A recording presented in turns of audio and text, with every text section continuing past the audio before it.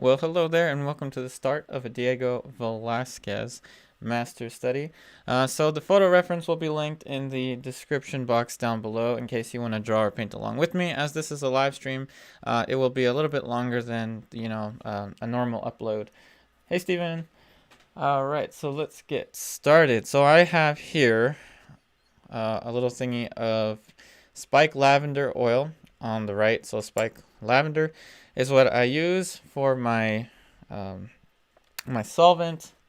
It's what I use to clean the brush and to thin the brush during the umber layer. So the umber layer of any painting, really, hopefully you can see the photo reference well. The umber layer is my chance to draw and to figure out composition. So I'm going to be prioritizing, the face. I'm not really going to go into the rest of the background. I'm going to be looking for the big shapes, the most simplistic things that I can look for and solve the biggest questions early on in terms of composition. So remember, these are virtual painting sessions, not necessarily, they're not painting lessons. If you're interested in lessons, please check out the Patreon. So in any case, this is, again, virtual painting session. So feel free to ask me anything you would like to ask me. Oh, you set an alarm? Snap 10A, you set an alarm for the stream? Awesome. I also want to give out a happy birthday to you, Roland, in case you're watching. My cousin, who's also my best man. So happy birthday, Roland, in case you're watching. So I'm looking for the outside shape for the head, and the outside shape is the most simplistic thing for me to grasp in the beginning. So I typically will say that I go for the most obvious stuff first. So here the element of clothing. By the way, the photo reference is actually from the Metropolitan Museum of Art, which I got to go to a couple years ago before all this stuff happened. Although I hear that they recently reopened. Or you can correct me if I'm wrong. Thanks, Sandra. Thank you so much for your wonderful comment.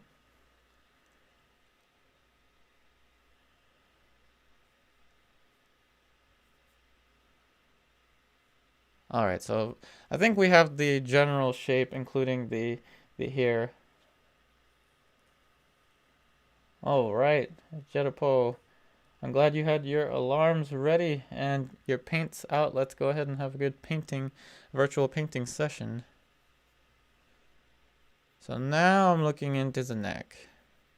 So the consistency of the solvent and the paint is something that I should talk about, as it was the question did arise in the start of the last one that we did, that's still ongoing, of course, the Van Dyke. So basically, I have the very least amount of the spike lavender, and I'm using French Umber by Rublev. By the way, if you're interested in purchasing the same type of materials that I'm using, or just would like more information on my materials, I have that typed in the description box of this stream. Alrighty, we got some more questions. Hey, Andy from the UK. Hey, Pedro. Oh, thank you. I'm glad you find these streams to be interesting. Robocop 2015, what's up? I really like your username again. Thank you for your wonderful comment. Hello there, D Michigan from Michigan. Let's see. I don't know if I can pronounce. Is Isle Marie Bray? I'm sorry, I fail at pronunciation. Glad I found you on YouTube a year ago. Found your tutorials very informative. Wonderful to see how you have grown. Thank you so much. From South Africa too. Wow. Thank you so much, everyone here. I could not, have anticipated such, results in a million years when it comes to, accessing and helping people all over the world. It's amazing. So I'm using straight lines and angles, and has anyone here done barg drawings? Bark drawings are one of the best tools, and actually for my online students I have evolved a method very similar to bark drawing, which I call drawing templates that I have for my online students, which basically utilize simple straight lines and angles in the construction of the portrait, or the construction of anything really. It's down to the basic architecture. Thanks, Dondo. Thanks for everyone that's excuse me. Thanks for everyone that's hit the like button already. Thank you so much. Medium. Ulysses. Oh, sorry, I cannot pronounce. I just can't pronounce today. I wonder what's going on with me. No, I'm not using any medium at all. What I have is a solvent or a thinner, you can refer to it as. It's a very versatile thing. It's spike lavender. It's in the cup to the right. And I basically used a drop of it to get the paint to flow. And I have the Rublev spike oil, Rublev spike lavender. But there are many other brands of spike lavender as well that I know are really good. And I like to use spike lavender in the beginning, not just because it makes the studio smell nice like a spa, but also because spike lavender, it kind of doesn't have that like eating the paint feeling that I get from mineral spirits. And spike lavender has a pretty good history, a rich history with oil painting. So I'm going to use a vertical. I'm comparing here. They actually almost plumb the neck with the corner of the eye socket here. So they're actually almost plumb. And I'm using comparative measurement. What's up, everyone? Gregorio, what medium? I'm using just using spike lavender oil. And I only use it to thin out the paint if I need to, but I will barely use anything. I'm trying to follow fat over lean, which means to use less oil in the beginning stages and more oil in the finishing stages. And hello there, Ron from the UK. What's up? I wouldn't use linseed oil as a medium too early on. You know, the oil paints already have oil in them. I know a lot of folks will say the same kind of thing. So we all kind of preach the same kind of, lesson. It's that you want to use very little to no medium in the beginning. And again, that's the fat over lean principle, or fat over lean rule, whatever you want to call it. So yeah, feel free to ask away any questions. I think it really helps with the the video once it's completed, once the stream is completed. I think all the questions really helps with the dialogue. It's way more fun to have all of you here. It's way more fun. Let's see.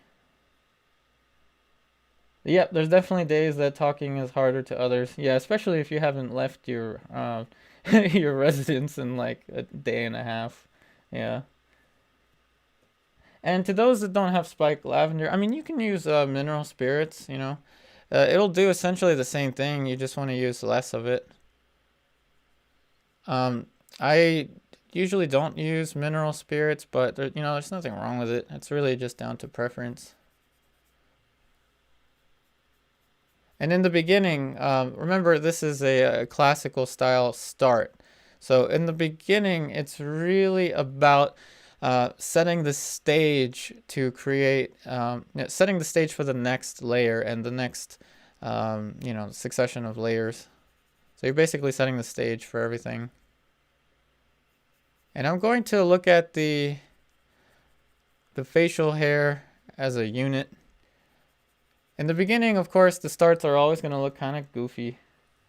But, that's just part of the awkward stage. What's up, Bruno? Hey, from Germany. What's up? Today, Gesso is what we use. I may have missed a comment. I'm sorry if I missed someone's comment. I'm not a very fast reader. Hey, Jesse. Hey, Omar. Omar, I wouldn't, though I have done it in the past, I wouldn't recommend starting with liquid. If you want your paints to dry incredibly fast, the setup that I use works pretty well. So I have, again, a combination of Old Holland, Williamsburg, and Rublev colors. These colors, if you don't work too thick in the beginning, they're pretty much touch dry by the next day. And this is a little scrubby scrub brush. To erase, we're thinking of this just like a drawing. So to erase, I'm just going to use pretty much used up and retired bristle brushes. So you'll see that periodically.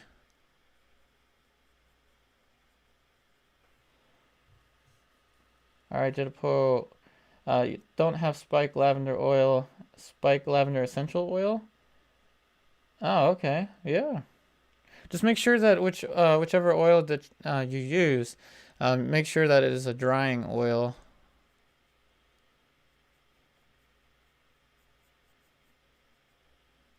Now, this is one of Diego Velázquez's most famous portraits that I can think of. So I'm going to be very cautious with the procedure. So I'm not going to be skipping any steps. At least I don't think I will. So I'm going to be drawing. Just like we started the Van Dyke, we're going to be focusing on the drawing and making the drawing as strong as we possibly can so that we can have a better painting experience.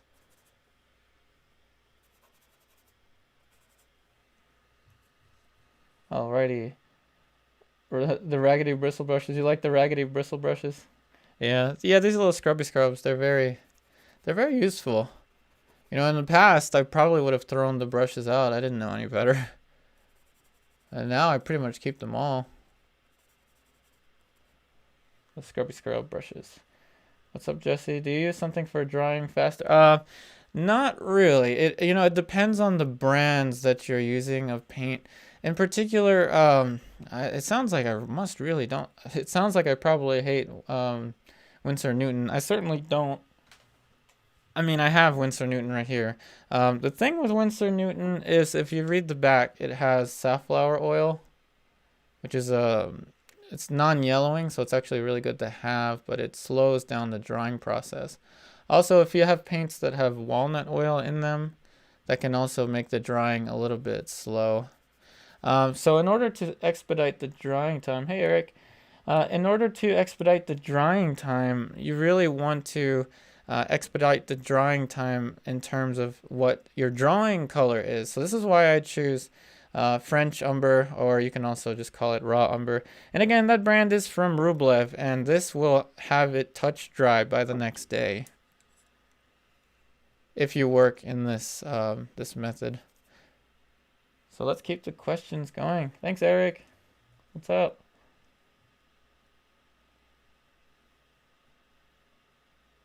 Yep, no problem, Jesse. So yeah, let's keep the questions coming. Now I'm going to start to put something in for the shadow. And, it helps to have some kind of information in for the shadow to help to draw. So it will help to facilitate the drawing. Is anyone interested in Alla prima? I am kind of itching to do some Alla primas here now. Though they're way more complicated, but I'm kind of curious. I want to do some Alla primas again. It's been a long time.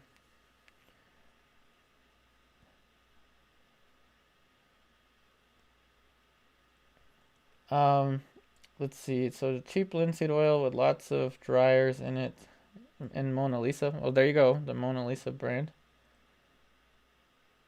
Yeah, that could be. Anyone that wants their paintings to dry extremely fast, your oil paintings to dry extremely fast, you can also look into. I actually have it over here, though I haven't really used it for classical, but you can use Griffin Alkyd. That's Winsor Newton for you. Yeah, Alla prima. Yeah, of course, if you're interested in Alla prima. I was thinking of doing some still life or some landscape Alla prima. Of course, live. To contrast these paintings that will take, several sessions.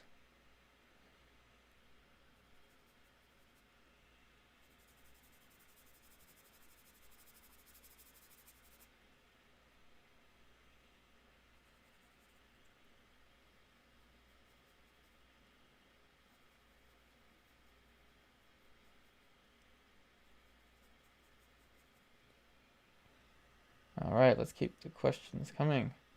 What's up, Omar? Why don't I use my full name in the channel title? Yeah, it's a delicate question. I, from the time I was in the ninth grade, I started using my last name, which is Upari. I just started going by my last name, and that's just kind of, been my preference, I guess. It's just subjective, to be honest. And I like to keep everything kind of simplified, overly simplified and soft in the beginning, so everything is gonna kind of emerge like it's like from a fog. And if you're curious about the type of brush that it takes to use this, you don't have to, you don't have to do differential equations and use a Laplace transform to figure out what kind of brush to use for this. Just use whatever works. I'm not that picky when it comes to brushes, to be honest. I'm pretty picky when it comes to colors, oil paints, but I'm not picky at all when it comes to the brushes. For instance, I mean, this one is from Michaels. Use your 40% off, and you have yourself a drawing brush that's under $5 US.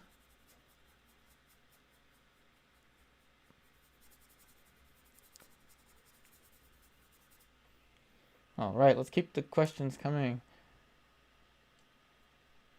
Oh yes, Jesse. Yeah, it is pretty hard to do the details and the finesse in Alla Prima, but Alla Prima kind of has a different style, a different approach, in my opinion. You can start a classical painting in an Alla Prima style. That's certainly possible, but Alla Prima is more of a kind of expressive way of working, very different to this approach. Much more difficult, I will say. Alla Prima is much more difficult in general. Alla Prima is Dondo. Yep, Alla Prima is wet on wet. It's the way that I used to do the portrait painting tutorials way back in the day. It is very fast, but again, I typically won't do Alla Prima for portraits anymore. So Alla Prima, I would most likely do landscape or still life.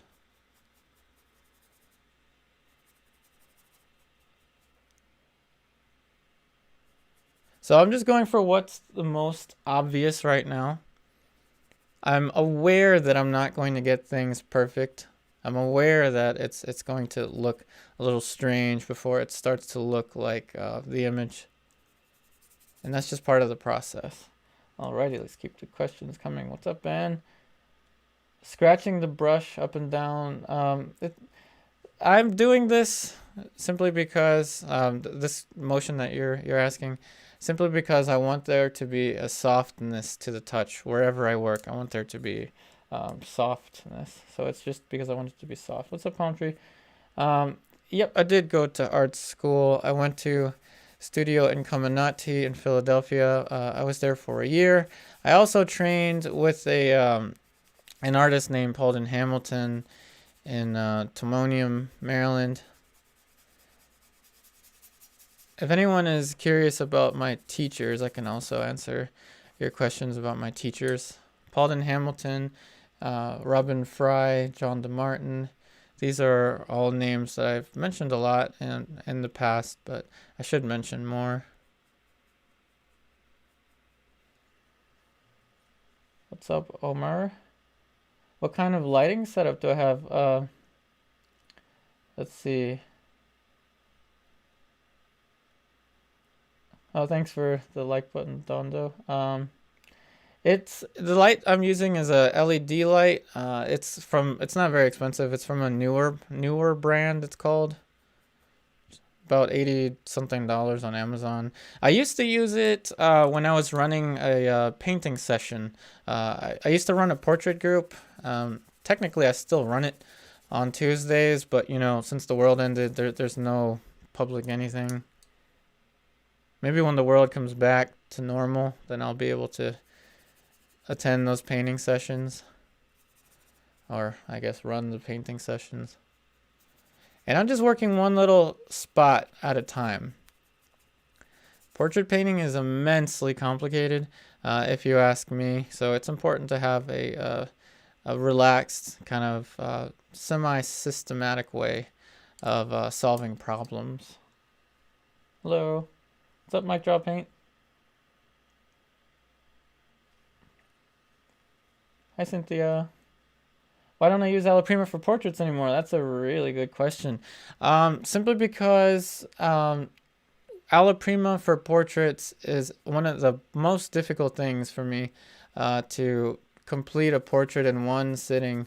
Now, I have used Alla Prima to start portraits maybe a couple months ago, but this is my preferred way to start portraits these days, and it's because it is laid back. I understand each step thoroughly now, from the beginning layer, which is the umber layer, to the underpaintings, color underpainting and monochromatic underpainting. Just like I teach my online students, I train myself to be able to do this in my sleep so that I can teach it to my online students the most effective way that I possibly can. But Alla Prima is still something that I've always enjoyed. So, you know, not saying I'll never do Alla Prima portraits, but, you know, I'm just explaining why I haven't been doing them recently.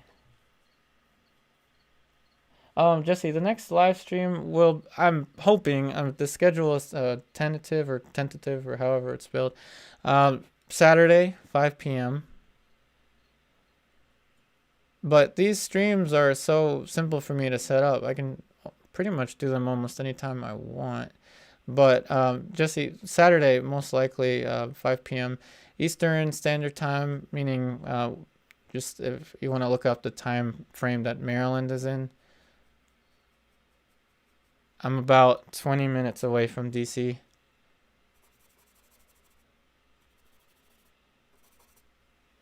All right, let's keep the questions coming.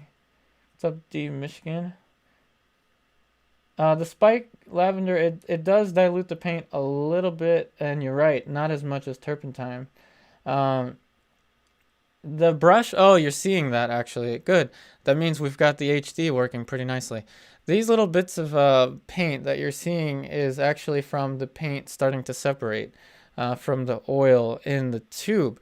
So Rublev, I would consider to be a very genuine type of oil paint because they don't use any additives in their oil paints to preserve it. But the downside is what you're seeing there. There is some separation that happens, but usually if that happens, you can retube the oil paint.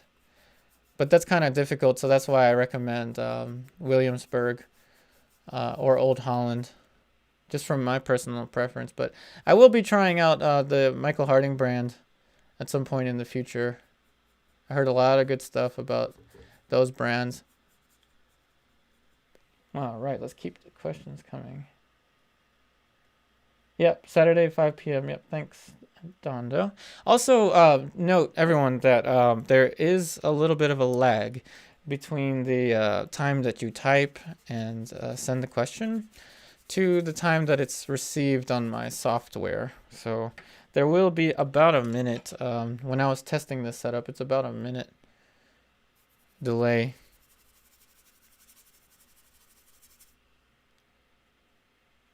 Sometimes less, sometimes it's less.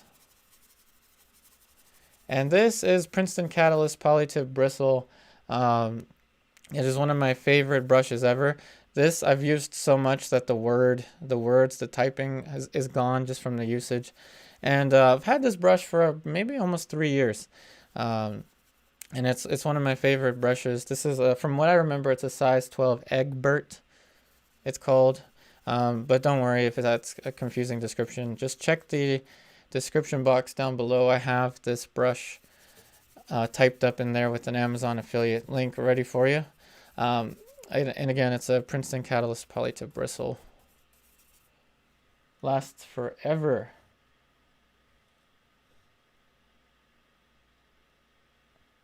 Hey, Pello Mick, if I can, pastry. Oh, now I'm hungry. Pastry. Thank you.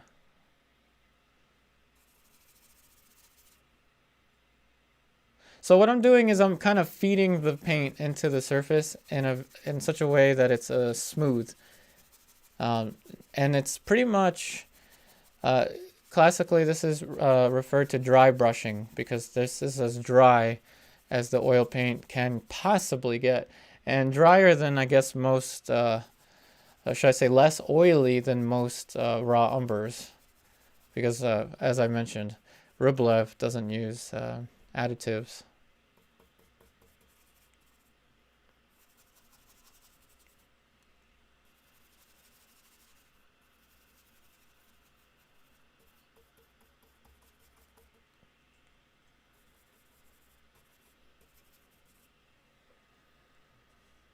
Alrighty.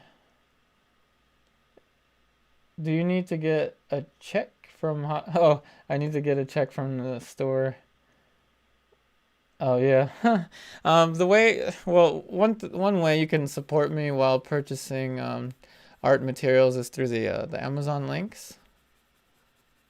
That's where you can find this brush, among other things. Oh, yeah, the surface I'm working on, I should mention.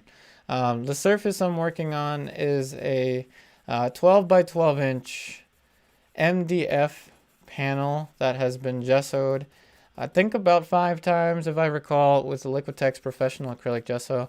So what I do is each morning I wake up, I apply a little bit of gesso, thinned out gesso. I use the Liquitex Professional, as I said. And then the next day, I wake up, I go to the panel, I sand it lightly, and then I reapply gesso and repeat the process as much as I feel like, until I get a surface that I like. And then after all that's done, then I go in and use the French Umber diluted with the spiked lavender or distilled turpentine, and I tone the surface that you're seeing here. All in all, it just, what it does is it kills off to the light values and gives me a middle value, which is what I prefer to draw on. Oh, thank you so much for your support. Thank you. It's paint not right. Oh, yeah, yeah. I'll get another yeah. We'll keep that on the down low. The type of brushes that I use sometimes to save money. Yep, I will go and get some more brushes. Thank you so much for your support.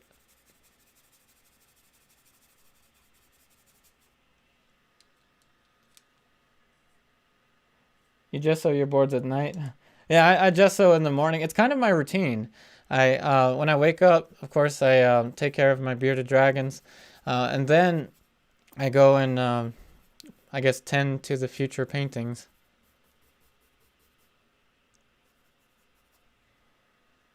MDF, yeah, it's pretty heavy, but you can also paint on both sides. So as somebody, you're probably gonna be like, he's crazy, but yeah, there's another painting behind it. It's a study, of course. It was a Alla prima study in the back over there, but that's one nice thing about MDF is that you can use both sides. Other pre-made panels actually will stamp the back of the surface, and I guess they do that as a branding, but it also is kind of smart on their end, because when they stamp the back of their panels, you can't gesso over the back as efficiently.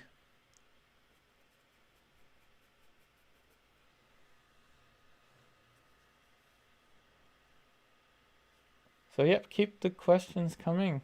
And thanks for everyone that's leaving a like, and thank you for all the super chats. Thank you so much again. It's paint not right.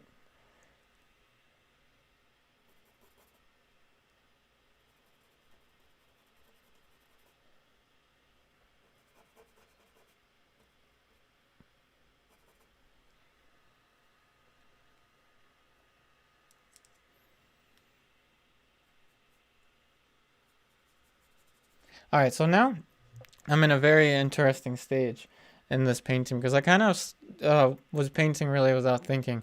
So I flew past the light and dark block in about 30 minutes. So I'm a little bit ahead of my my scheduling here. So definitely a lot of room for questions.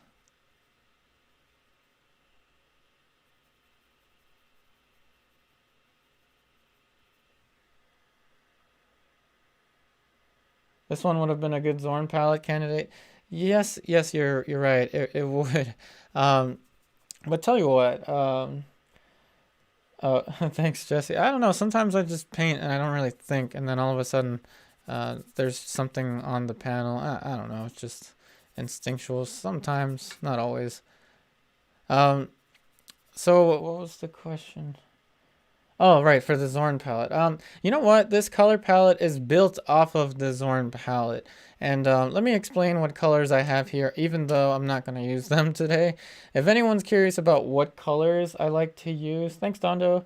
If anyone's curious about what colors I like to use, this is Lead White, Williamsburg, Gamboge, like Extra, Old Holland, Yellow Ochre Deep, Old Holland, Williamsburg, Cadmium Red, Vermilion, Alizarin Crimson Lake Extra, Old Holland, of course, Rublev French Umber, Ivory Black, Williamsburg Ultramarine Blue, Old Holland. And I'm keeping the colors on the palette, on this glass palette, just because I'm also painting throughout the day.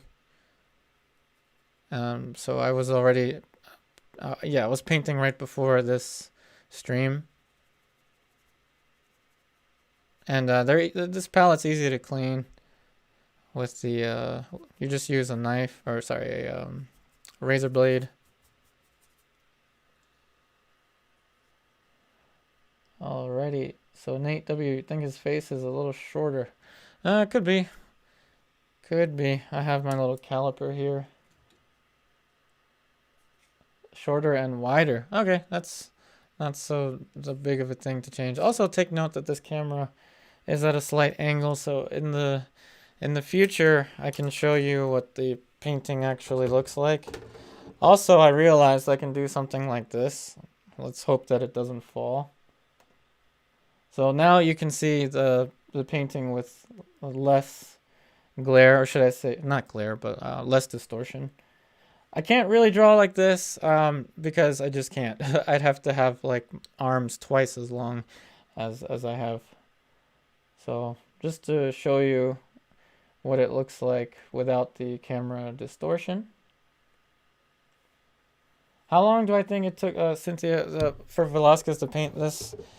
I'd say he probably painted this in about, of course I'm just, just pure conjecture.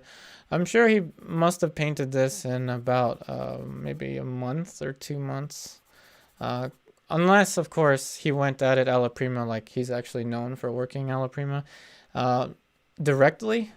But I do think that Velázquez would use an underpainting process. But, Velázquez could have painted this in a week. I don't know. It could be that. But I think that Velázquez took more time on this painting than the brushstrokes seem to convey. Because he did, revolutionize painting in such a way that he kind of has that kind of bravura type of look to his painting. But also, it's not, it's not like he half-fasted the painting either.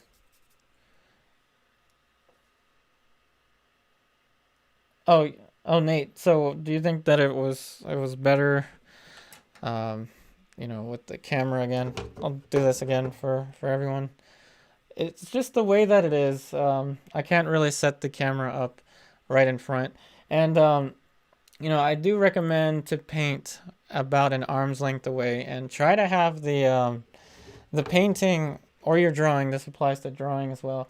Try to have your painting or your drawing vertical, and what that does is it helps to basically eliminate the distortion you would see if you were painting with the painting, say, at an angle. So definitely recommend working this way. I should probably open my door. It's kind of hot in here.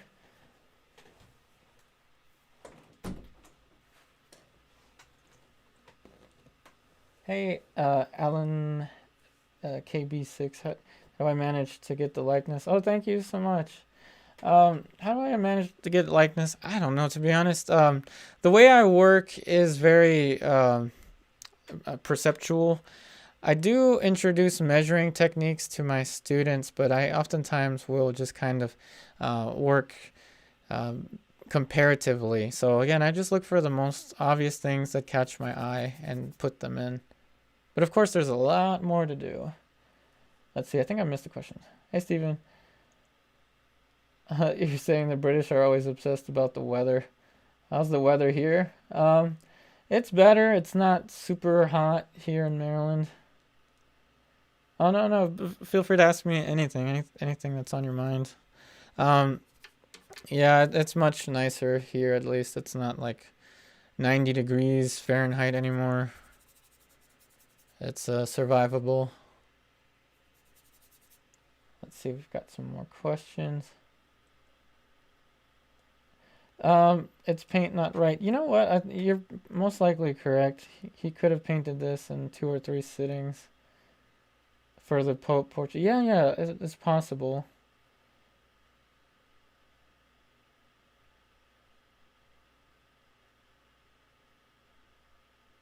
Yeah, yeah, Nate.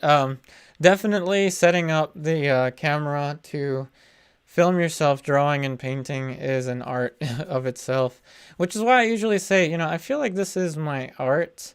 I take a lot of pride in it and creating videos, combining video and painting, classical painting and, you know, alla prima painting. And of course, when it comes to video and painting, one of my biggest sources of inspiration is, of course, Bob Ross. So he definitely... Bob Ross and Bill Alexander. Let me get that straight. Bob Ross and Bill Alexander. But of course, Bill Alexander's like the original that I can think of. There's another one, another artist, but I can't quite recall. Much earlier than Bill Alexander. Overcast in Northern California. Yeah, we had a tornado warning. We had a tornado warning about a couple days ago. Let's see. Oh, it's paint not right. Really? The people couldn't tell. They couldn't tell the man from the painting when he had the model next to the painting. Huh, that's interesting. Well, you know, when we create portraits, it's a very delicate line that we walk, because we do want to get the likeness, of course, but at the same time, that was a great comment, actually. This is a great conversation. You know, how much emphasis do you put in the likeness, you know?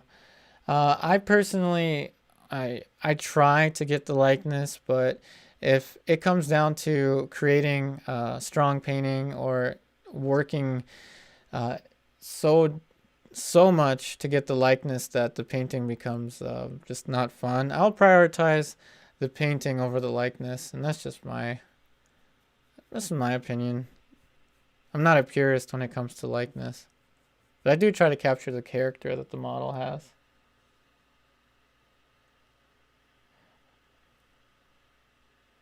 Let's see. Ooh, the messenger said something here.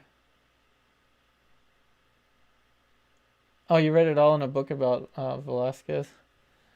Yeah, well, it is possible.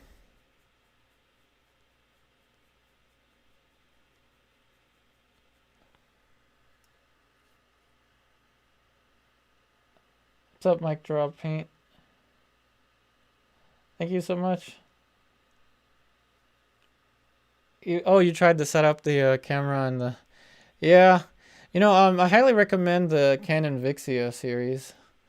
Vixia HF800. That's the camera that I started with. I'm using a Canon T7i, which I think is probably one of my favorite devices ever.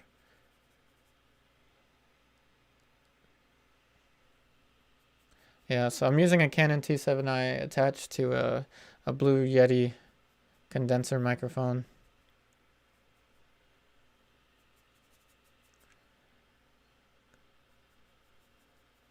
You know, we might even get into some more specifics with this one. I can't believe I started it this fast.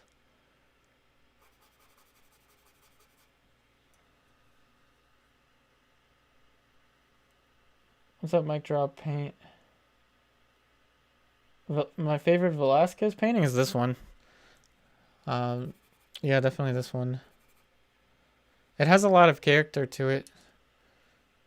Definitely captured the sitter's, captured the sense of a human soul, in my opinion.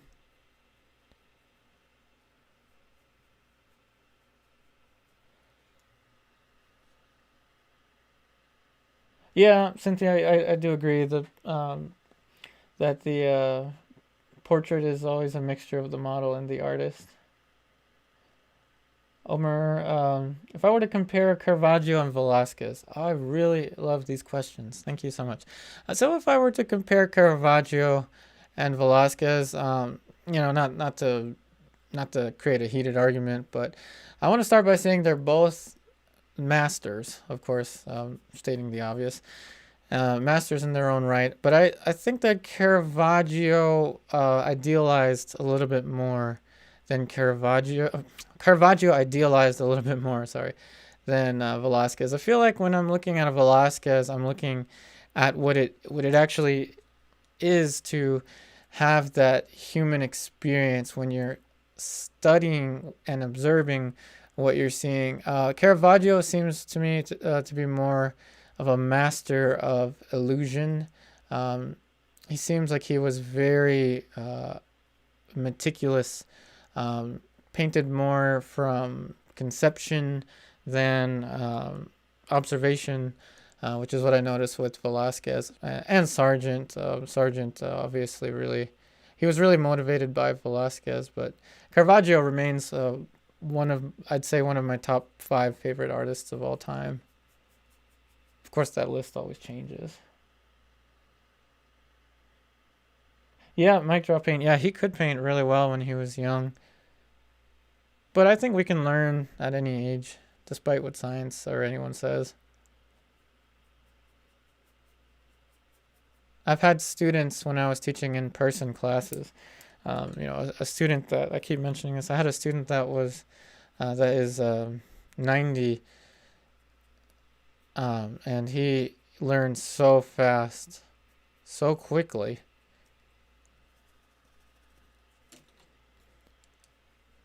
All right, so now I'm gonna, that little mark for the ear. Oh no, off with your ear. I have the ear in the wrong spot. And we'll just subtract. I had a question last time about do I use subtraction, and check this out. I'm about to use subtraction. That right there was a horizontal. I was just throwing a horizontal. I do think his face has a little bit more width now, actually, than what I'm giving him. But this is why I say always keep it simple and easy. Keep things simple and easy because when something goes wrong, it's easier to correct. I usually say keep things simple and easy because when the time comes to make changes, those changes are simple and easy to manage.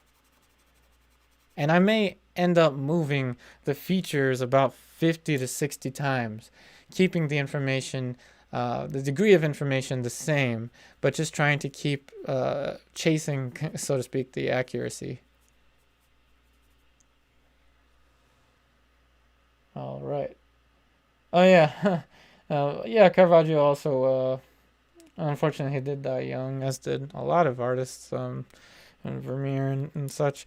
Yeah, Caravaggio also, he had a personality to him, definitely.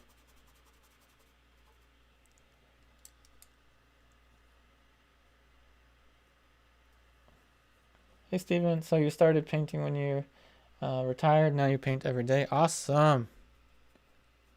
Keep painting every day. I pretty much paint almost every day, except I paint half a day on Sunday. Sunday's laundry day, so half a day.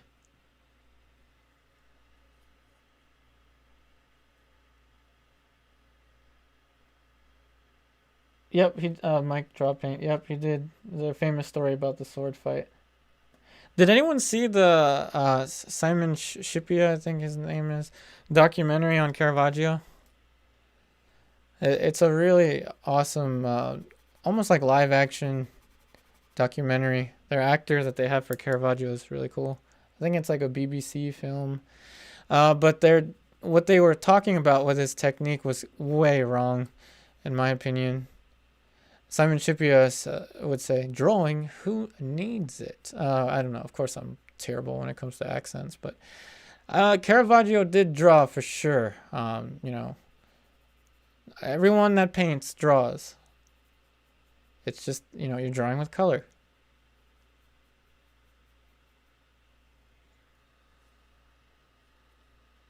What's up, Don Joe? Live by the sword, die by the sword. Yeah, I guess. Live by the brush, die by the brush. That's the other way around.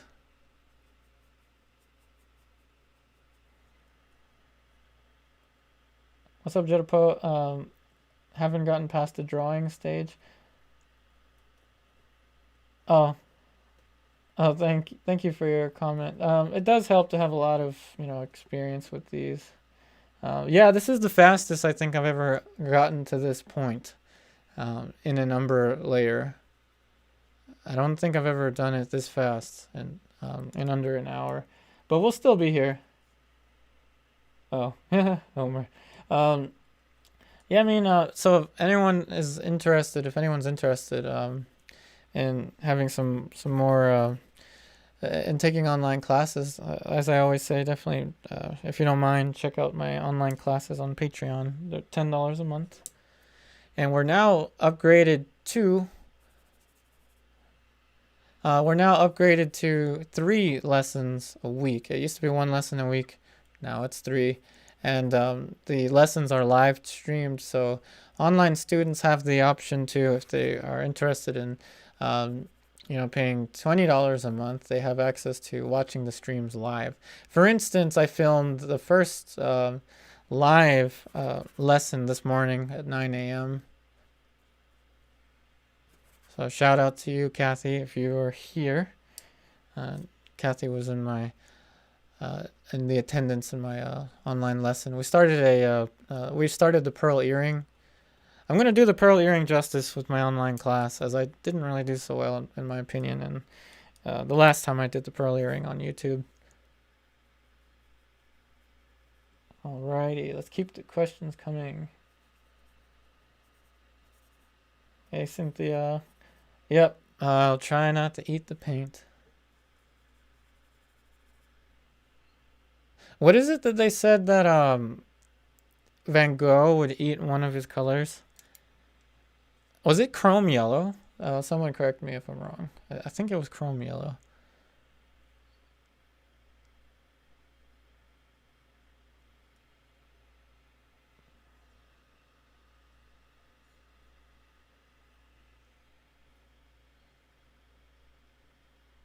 And again, thank you to everyone that has donated in the super chat. It really, really helped me out.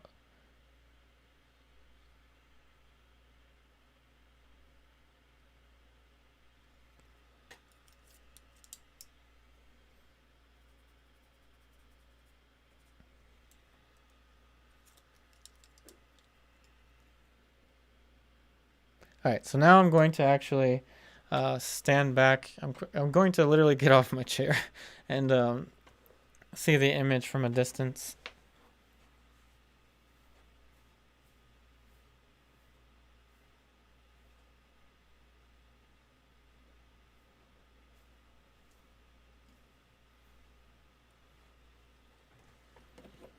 All right, so I'm back. I honestly don't see.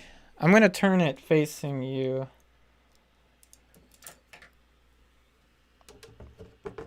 Let's see if you see any. Let's see who can catch the drawing mistakes. All right, let's catch my drawing mistakes. You have the photo reference there. Go ahead. I'm ready. Here, I can even put the photo reference like right next to you. Fire at will.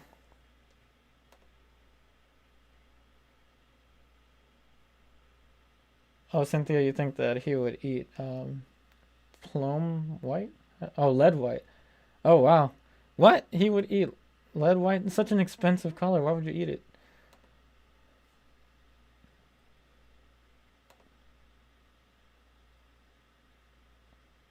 Huh. He put a little burnt umber in the lemon yellow.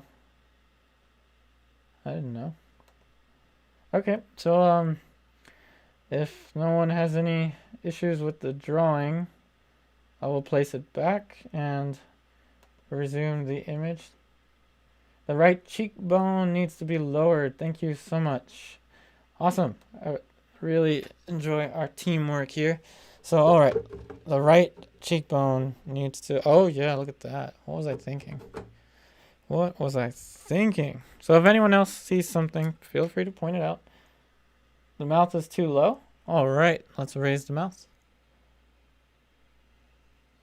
First, let's adjust this one. So I'm going to pull this out a little bit. So I'm going to subtract a little bit more than I think that I need. Thanks, Omar. Thanks. It's paint not right. All right, so we're going to address this, and then we're going to address the mouth. So to everyone else watching, this is one of the best things you can do, is to get a second opinion.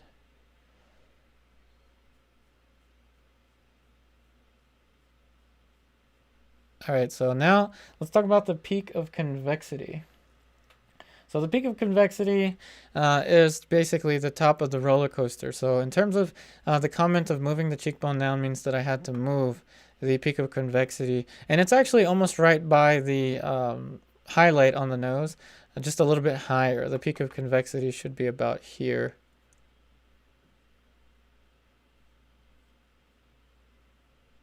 And this is why I say keep things simple, so that all you have to do is move a few brush strokes and not move 1,000 brush strokes. And then after doing this, we'll get to the mouth.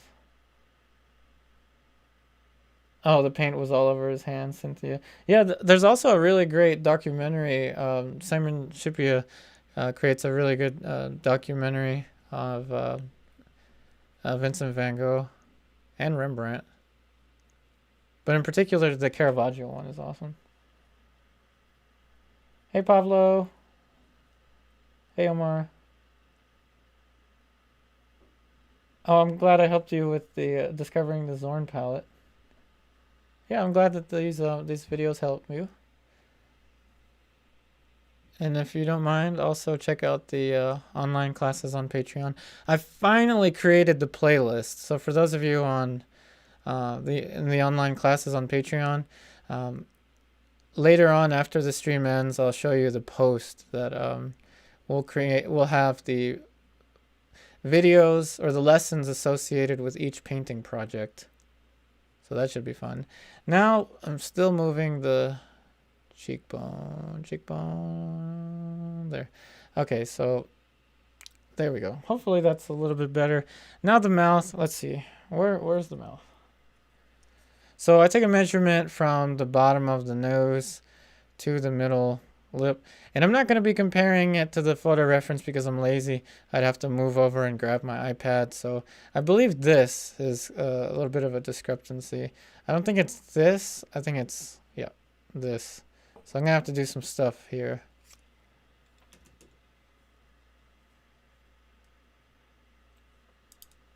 All right, let's see here. All right, just keep the questions coming. Oh yeah, hey Susan. It looks like the YouTube app doesn't like the which one? The S word. It doesn't like. But I'm reading your comment, Susan. Maybe, but I don't know. You know, I don't know too much about the circumstances of how his life ended. But let's get back to the painting process. So here what I'm doing is I'm using the scrubby scrub to push this out. And again, I think that this from here to here should be good. But now it's just this point on the side of the mouth.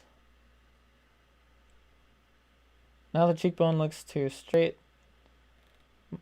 more pronounced to the right.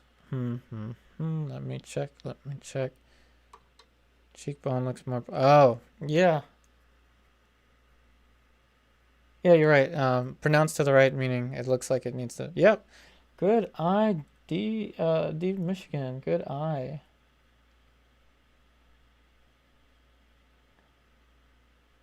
Oh yeah, yeah. Of course, ask me anything, and if you see anything, just let me know. Yes, I do have to move this a little bit more. So what I'm gonna do is keep this point that we worked very hard to get. Well, actually not that hard, but that we deliberately placed. And we're basically just going to project this. So probably 1/2 millimeter. I don't think it would be that much. And the shadow on the lower lip is too big. Yep, it is. So sometimes I'll put more than I need in order to subtract. But yep, awesome teamwork. Let's keep this going. So this is how I move the, again, I don't think I need to move it too much if I use a plumb line from the corner of the eye.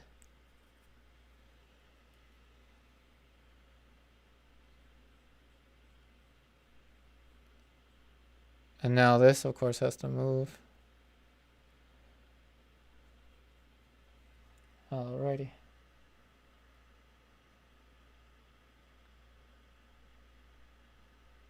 Oh, thank you so much, Pelor McPastry. No, I definitely want a pastry. Yeah, painting and talking is quite a difficult thing to do, and I can say that it has taken me years to figure out, but I've come to now really enjoy painting and talking. And painting and streaming is a new thing for me, and I really enjoy this whole process.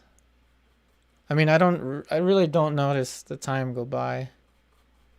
So now I'm going to address the concern with the mouth, but please keep the questions and the comments coming. Okay, so it could be the poly, yeah, it could be the edge of the panel. So what this is doing, because the camera is at an angle, it is making this look a little bit longer. But again, the camera is at an angle so that I can paint without bumping into the camera. But every now and then I'll adjust it for you. So if you would like me to adjust it, I can adjust it. But of course, once I adjust it, I can't paint for a couple seconds.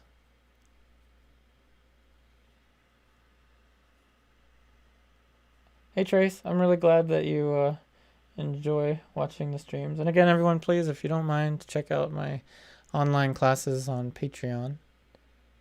Remember, you can just type patreon.com/upariartist or just Google Patreon and then Upari, and it should show up.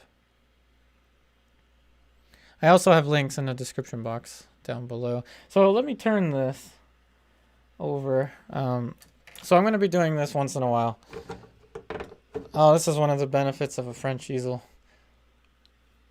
Representing France, French easel, and using French umber. Alright, so I'm turning it, just so you can see. So the camera angle does make it look like, you know, when I'm painting, the camera angle will make it look elongated. So once again, actually this helps me because I can look at the computer screen and see where to go. And I think that the shadow on the forehead needs to move to the right a little bit. And I think that I have too much showing for the bottom of the lip in terms of the negative space.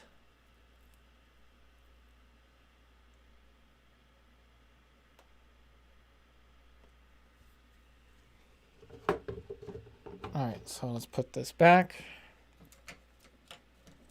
And to everyone watching, this will also be available for you to watch as a pre-recorded video. Thankfully, YouTube does that for me. So while I'm asleep, this should be uploading to the server. The last one took about half a day to upload. The last one was, I think, about 3 hours. But it when the stream was done, it took about, I think, half a day for it to be available. I think, I don't know. It could have been less.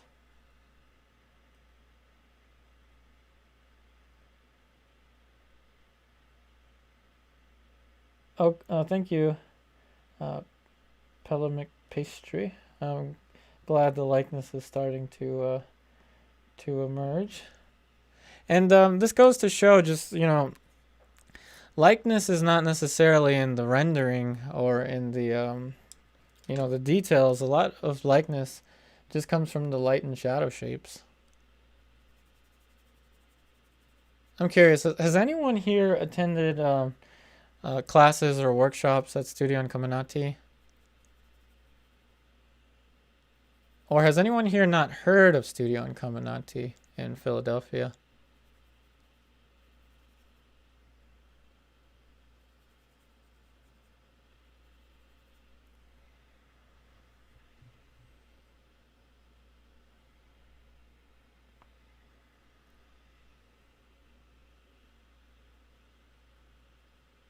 All right, so now I should keep working on the problems that I mentioned earlier for the lower lip. Wow, we just passed an hour. Look at that. We just passed an hour. And again, thank you for everyone that's tuning in, and especially all of you that are sending me super chats. And everyone that's leaving comments. D Michigan, you haven't heard of Studio Incaminati? I'll type it out for you.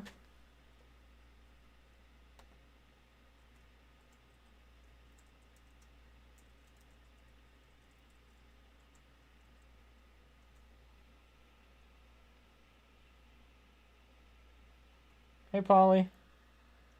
Oh, I'm glad you heard of it through me mentioning. Yeah, so, everyone that heard about Incaminati through me, definitely check out their YouTube videos of their previous live painting and drawing demonstrations. So if you just look them up on YouTube, they have some really nice painting demonstrations, Alla prima painting demonstrations and drawings. That's the school where I went to, Studio Incaminati. That's the school where I went. And what I was trying to get at was light and shadow, the importance of light and shadow. And that's something that was really pressed on to me by Robin Fry. So Robin, her last name is Fry, F-R-E-Y, pronounced Fry, spelled Frey. And they really pressed this on to me about how important light and shadow is to the likeness, to the strength of the image. So if you do check out their live streams on YouTube, definitely write a comment, tell them Yupari sent you, and hopefully they know I still exist. I haven't been there in so long. All right, gonna sit back again. Oh yeah, thanks Robocop 2015. Yep, that is definitely a very good description of the historical significance of this painting. Yep, definitely. Yeah, I really enjoy these setups because we're all learning from each other here in the comments, and then once the video is up, I believe that the comments are still visible on the side.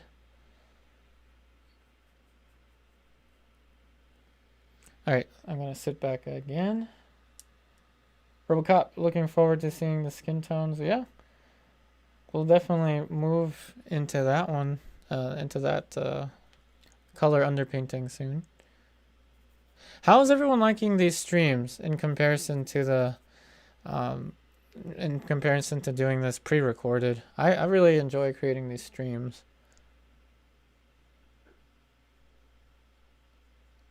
If you really enjoy these streams, then hi Pam. So if you really enjoy these streams, definitely let me know. Like the video if you don't mind. You can super chat me as well. That is something that's new to me, but it's a way that can support the channel. and most likely, you know, assist in having more live streams.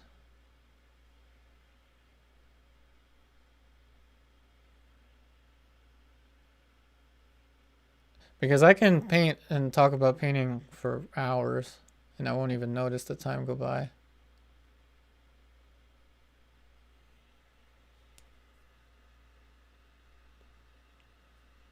Thanks, Dondo, for the thumbs up. Thanks, Pam. And Pelamic Pastry, I'm glad that you like this format.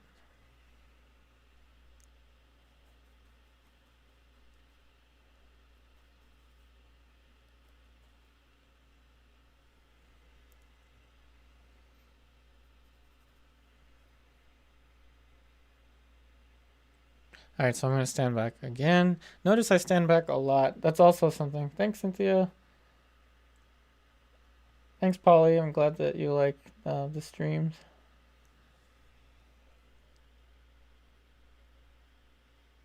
All right, I'm going to stand back for a second.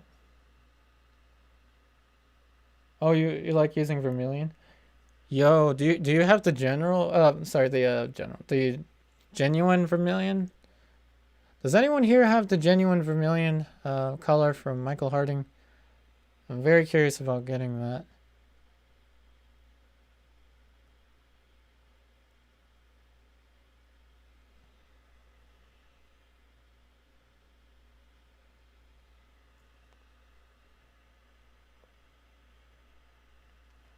Hey, Regine. Oh, I'm glad that you like the real time. I'm glad you like the real time footage. I definitely, I also really enjoy the real time footage. And again, speaking of Studio and Caminati, my inspiration for combining video and painting came from watching, there's actually a trailer for it on YouTube. If you look up Nelson Shanks, the portrait as fine art, it should also come up when you Google Studio and Caminati. Again, Nelson Shanks is my superhero when it comes to painting. He unfortunately passed away in 2015, but definitely look him up if you haven't seen his work.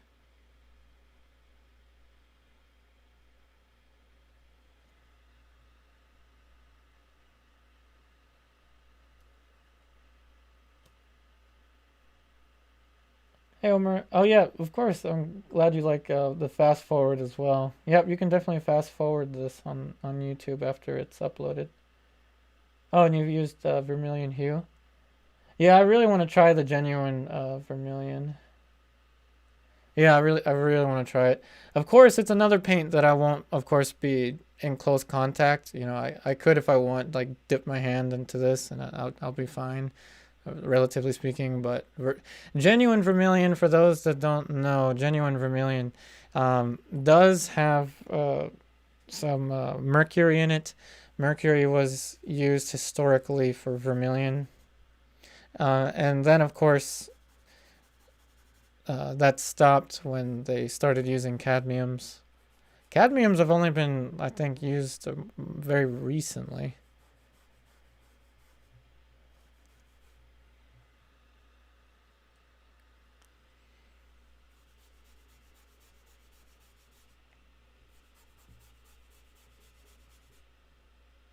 And you know what I'm gonna do now? Oh, thanks, figurative artist Benjamin Lester. I'm glad that you are enjoying the streams. Issues in terms of streaming. Oh my goodness, that's the can of worms right there. When it comes to the technology, if you can hire someone to set up the stream for you, I would do that. I'm actually dipping this brush into a little bit of the solvent that I'm using, which is the Spike Lavender. I don't want this to dry with these little things on the top. So to answer your question, you can stream directly from your phone. YouTube allows you to do that if you have a certain number of subscribers. I forget what the number is, but I wouldn't recommend that though, because the streaming from the YouTube app is very glitchy. So what I use is a software called OBS. What I'm using is called OBS.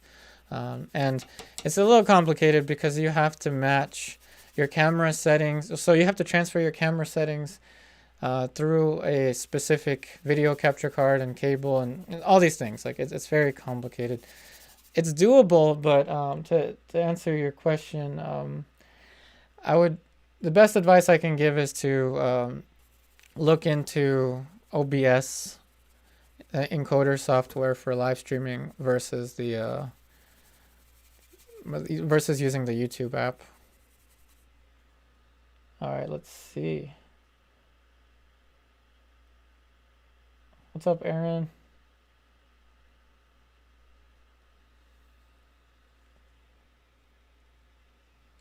So right now I'm just feeding a little bit of this raw umber into the background, but less paint than the hair. I do want the hair to show up.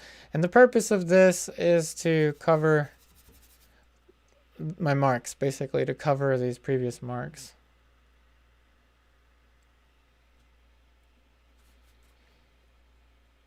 I will say on a technical level, setting up this HD live stream has probably been the most difficult intellectual challenge I've had since I was in undergrad studying topology.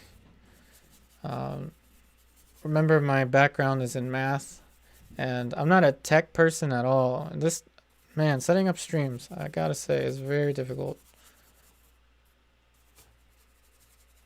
There even is some math involved in it, but of course I won't get too specific.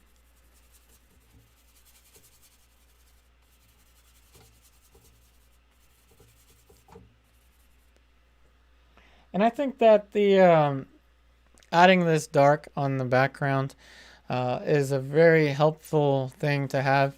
Even though we're going to paint over it, what I like is these classical scrubby scrub marks here. Now that I see this, I can actually, I'm going to subtract this in a little bit, but I like having these, what I call classical brush marks in the background. It just gives it that kind of look. Hey, Dondo. Yeah, I'm kind of a math person, but I'm not really an arithmetic person.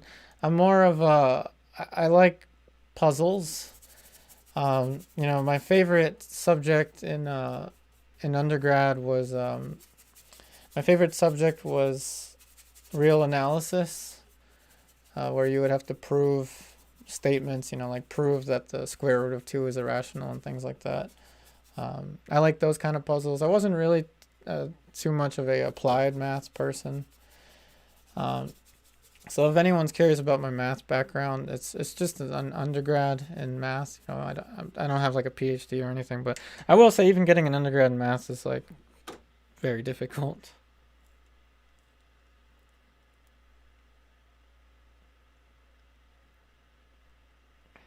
Yeah, I'm sorry, figurative artist Benjamin. Um, yeah, I'm sorry. It is a very difficult thing to do, and it's very hard to explain. But artist Benjamin, if you have a MacBook Pro, that's one of the best laptops I think you can use for streaming with OBS. But let's see, figurative artist Benjamin. Try the YouTube app, even though it does lose connection once in a while. You know, if you want to experiment with live streaming, give the YouTube app a try. It's really simple. You just press the create button on the YouTube app and you schedule your stream and you can go live right from your phone. Again, there can be a lot of issues with connectivity. You know, even for me, I can have issues right now with connectivity, but I have an encoder software that allows me, or that it automatically reconnects whenever there's any kind of disturbances.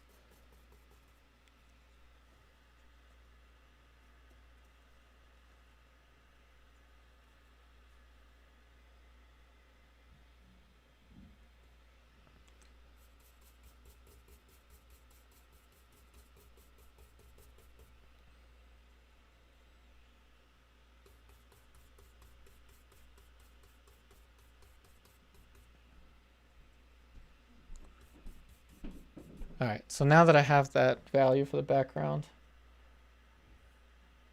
Hey Mike Drop Paint, welcome back. I'm glad that you're enjoying the painting.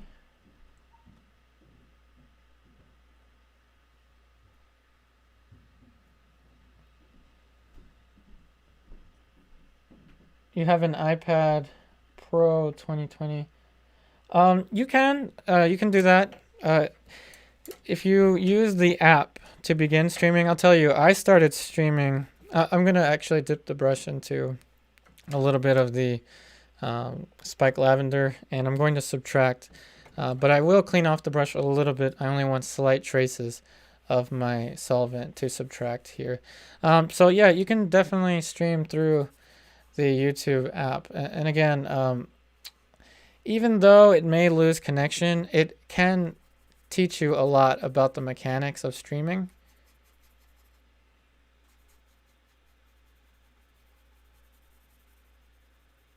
I started live streaming a long time ago, actually, for my can't speak today. Live stream tier patrons on Patreon. I was doing a monthly demonstration before changing it to 3 times a week. I was doing it monthly. So you can definitely use it to learn. Oh yeah, yeah. So much volume to his hair. Yep. Let's that's an opportunity here to set up our Pantene commercial, so you can see the painting up close. Again, I'm gonna do this every once in a while, so you see it without the perspective problems. So yeah, everyone like our Pantene commercial. Extra volume to the hair. Honestly, my hair is actually like this when it gets long. My hair is kind of all over the place. Alright, so there it is. Front and center. Now we're going to turn it over. And again, thank you to everyone that's leaving a like. No worries, Robocop 2015. No worries. You're painting. You're doing what you love. And that's what matters.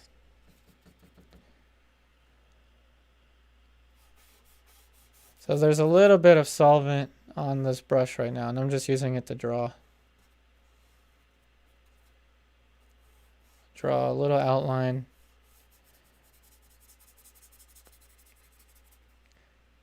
And again, the solvent that I'm using is the spike lavender.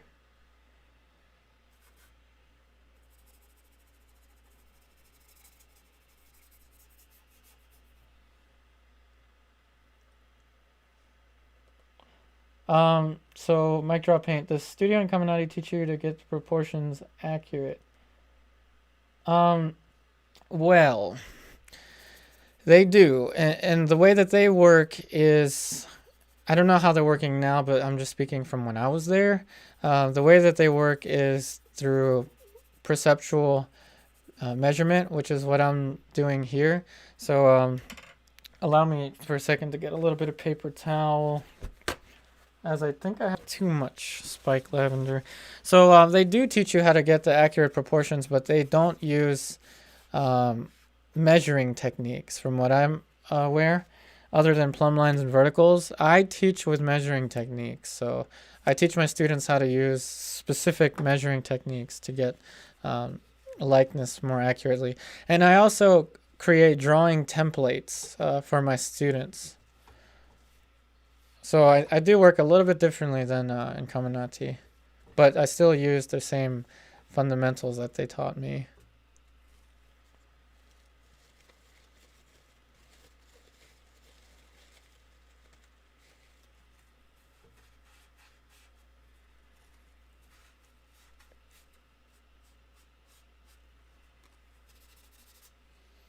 All right, so now let's continue to draw.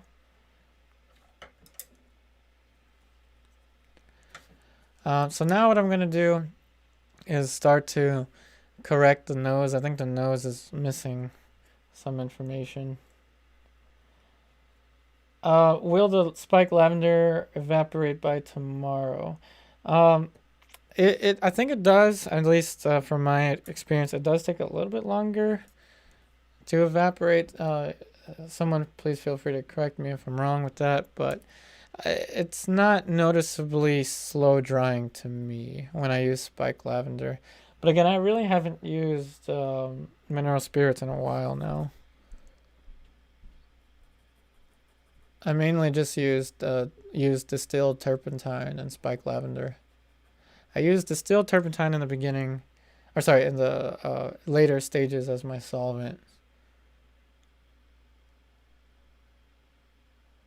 Distilled turpentine, though, you know, there's the toxicity and stuff, but distilled turpentine, it doesn't make it feel like it's eating the paint when you use it, as it feels like to me with um, when you use mineral spirits, it kind of feels like it's eating at the painting.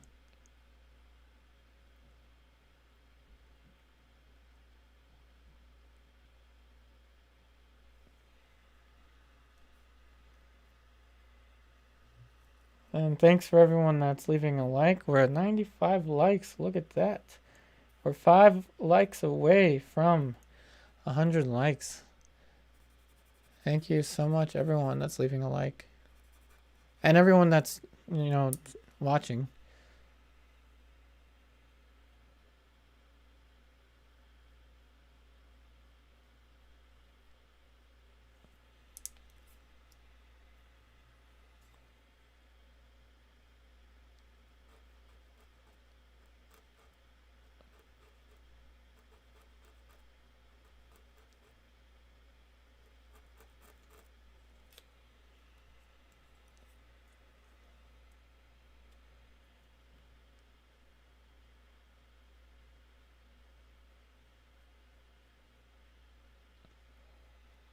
And I should mention that I've kind of stopped doing, at least for what I hope to be classically finished paintings, I stopped using cotton canvas.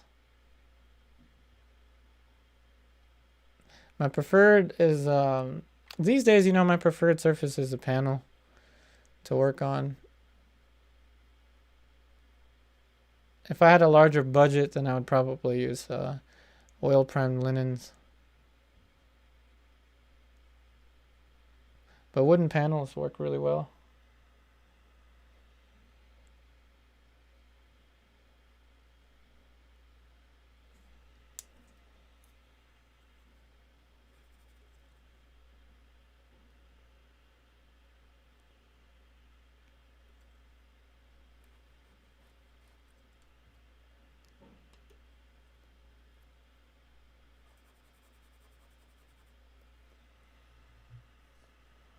What's up, Jetapo?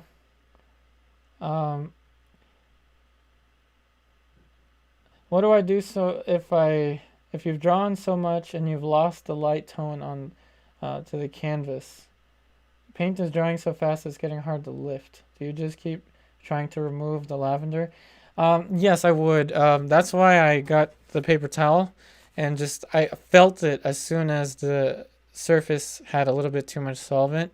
You can kind of feel the spike lavender start to get a little bit rough, and then you just get paper towel, Bounty or Viva or whichever, and just try to take the solvent off. You definitely don't want too much solvent on the surface.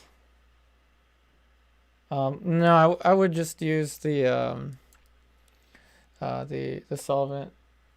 Hey Mike, yeah, I guess 3 people disliked. It's okay. 3 people don't like me. That's fine. I'm sure a lot more people don't like me, but that's okay.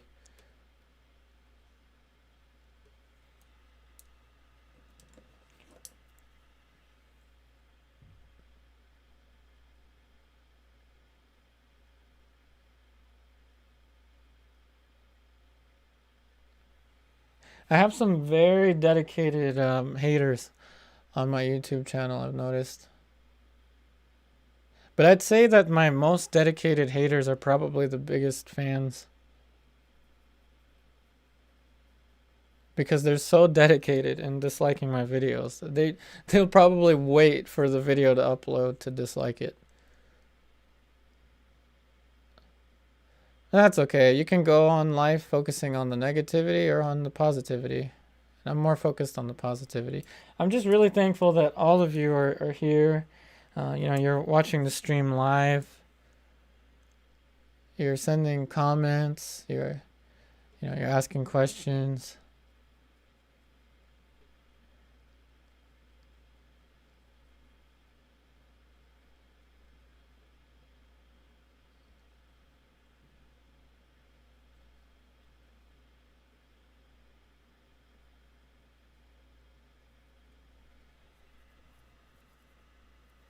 Hey, Mike. Yeah, I get mean comments. It's okay.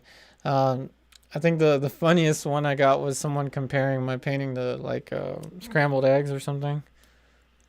That was the funniest one, I think.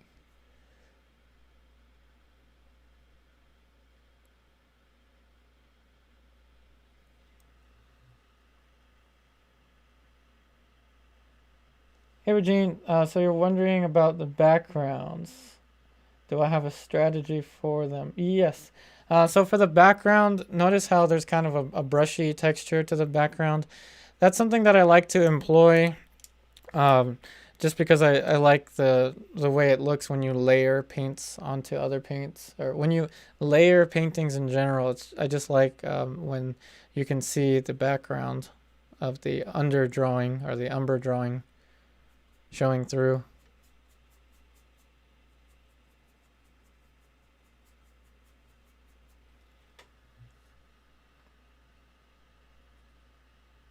Oh, thanks, D Michigan. I mean, I really enjoy having every one of you here. I think I have 69 viewers right now. All 69 of you. Thank you so much for attending.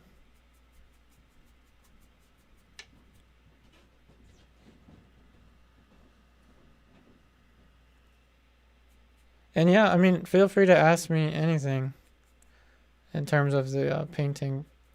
And again, this is a virtual painting session. Not so much of course, a painting lesson, because I wouldn't be moving this quickly for my online students. With my online students, I would take everything step by step.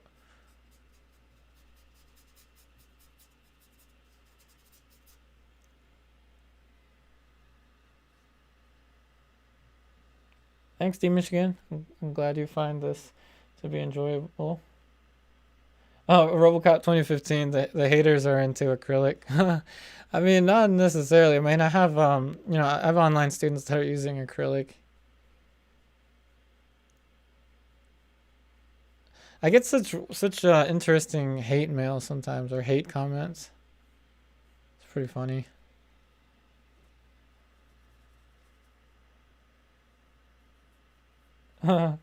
Thanks, Regine.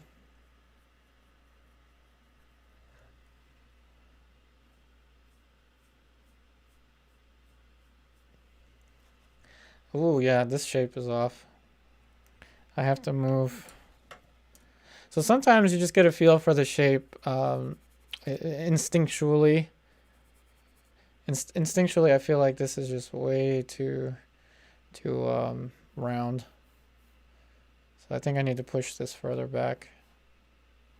Like a lot further back.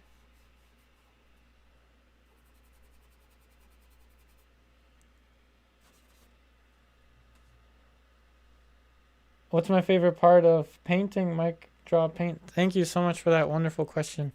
Again, everyone, please send me questions. It really adds to the conversation. I think it adds a lot to the dialogue. What's my favorite part about painting? My favorite thing about painting is what it can do for people. Whether you inspire people with your finished paintings, or you inspire people through videos or things like that. My favorite part about painting is what it can do for people, for other people. But when it comes to technique, I think that was your question. When it comes down to technique, my favorite part in painting is probably beginning. It's probably one of the higher stress times, but I really enjoy beginning paintings.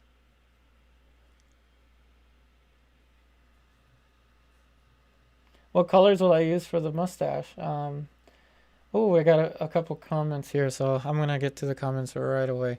So let me go all the way to the top here. Here, so me, me morp, me morp.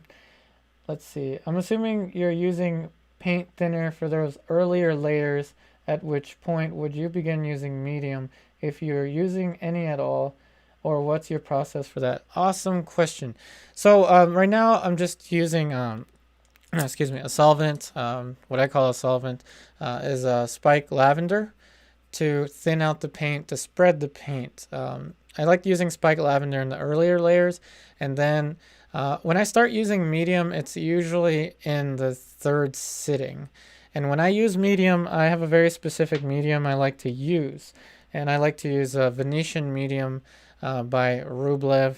Venetian medium by Rublev sometime around the third sitting. So after this, it would be no medium still, building up the under painting for the skin tones. And then after that dries, that would be the third sitting. Then I would use medium. So thank you so much for that question. So let's see, Ron, how many years have you been painting? I don't know. Don't worry.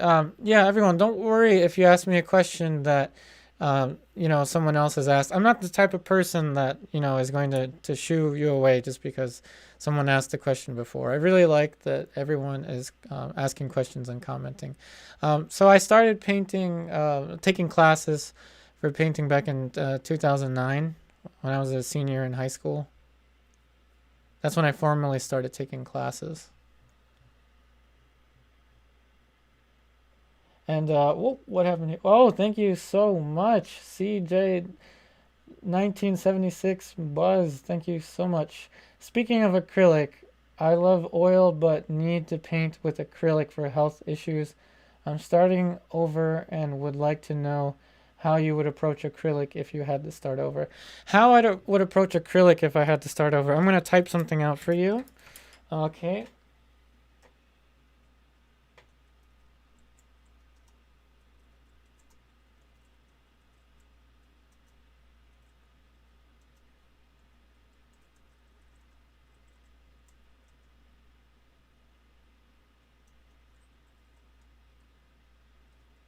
So I'm typing something out for you right now.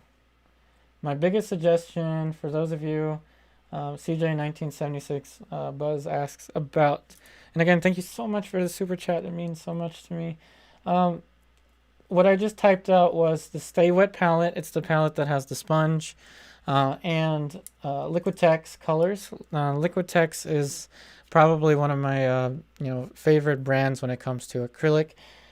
So because of the health concerns, CJ1976 Buzz, I know that you want to use acrylic, but there's also water mixable oil paints that you can use that are really high quality as well without the health risks. It's called Cobra water mixable oil paints. And a lot of my students use Cobra. A lot of my students actually use that brand. And of course I used it. I made a tutorial using it a while ago, but that is my suggestion, starting with acrylic. And my latest acrylic video where I reviewed the Salvador oil paint, or sorry, Salvador acrylic paints, also has information on my suggestions with acrylic. But CJ1976 Buzz, feel free to ask me any questions in the comments or afterwards about the acrylics. But also, CJ, have you tried the Cobra water mixable oil colors? In my opinion, acrylic is great when it comes to layering. The only thing is in the finishing stages with acrylic, if you make a mark, you can't as easily subtract it as you can with oil paints or water mixable oil paints.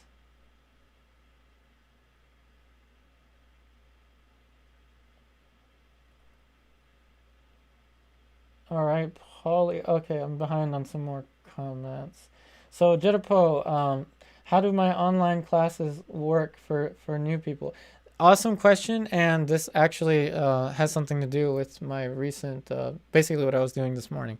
So my online classes have projects, and right now what I'm going to do is I'm going to start to add some of the curls to the hair so it's not so, uh, so you know, simple. So the online classes work by projects. So you have a project, which is a painting that I guide you through every single step of the way, presented in individual lessons. Each project has a certain number of lessons associated to that project. And what I have done now is I've created a playlist for new students containing the corresponding lessons for each project in chronological order. And what you can do is, or what my online students have the ability to do, is send me progress images of their projects or extracurricular activities for a weekly virtual classroom, which is a pre-recorded video that I send to my online students, that I use a drawing app to give them suggestions and advice through the drawing app.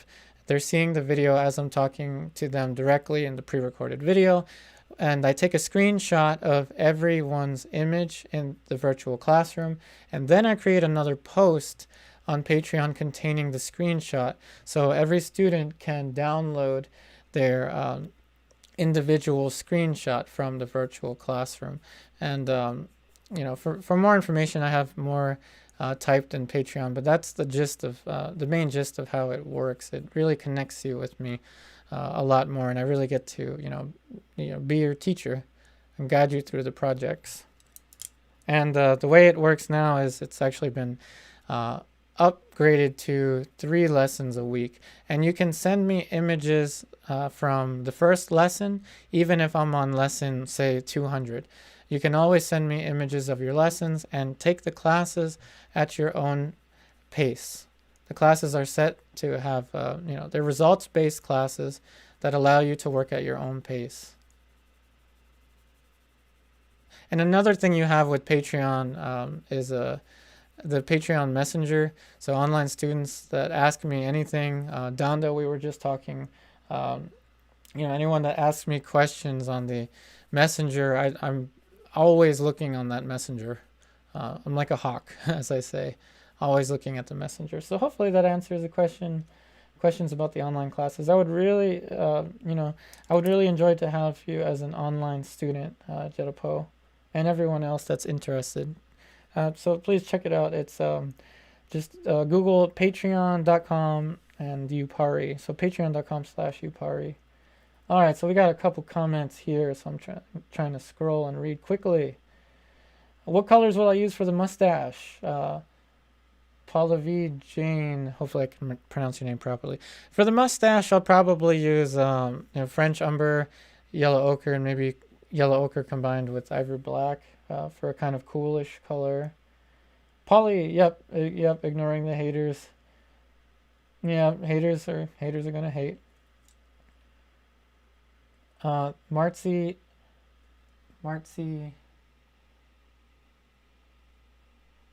Well, the comments are going kind of quickly. Thank you so much for your kind words. Let's see. Mic drop. Paint. Your favorite part of painting is when you're finished. Yeah, you know what? On the download secretly, one of my favorite parts is when I'm finished too. When I'm finished with the painting, that is. And seeing it all come together. So Alan Ski B6, when do you know to stop the underpainting, or in particular this drawing? I will go through phases where I think that it's okay. I will stand back about 8 feet or whatever, and then I'll compare and see if there's any changes. So basically when I'm done, I know when I'm done if I have no clue of what to do, or if I just run out of time. To make it more simple. All right, let's keep going through the comments. Mic drop paint. Yeah, CJ1976. Thank you again so much for your support. Seriously, thank you so much for your support. Yep, definitely me more check out the Venetian Medium by Rublev. All right, trying to scroll through. Yeah, don't worry, I won't let the haters discourage me.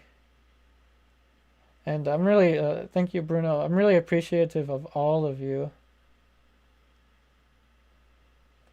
Hey Marty, no, don't worry if you feel like you're late. You know, if you're really enjoying these streams, you know, there can be a lot more live streams.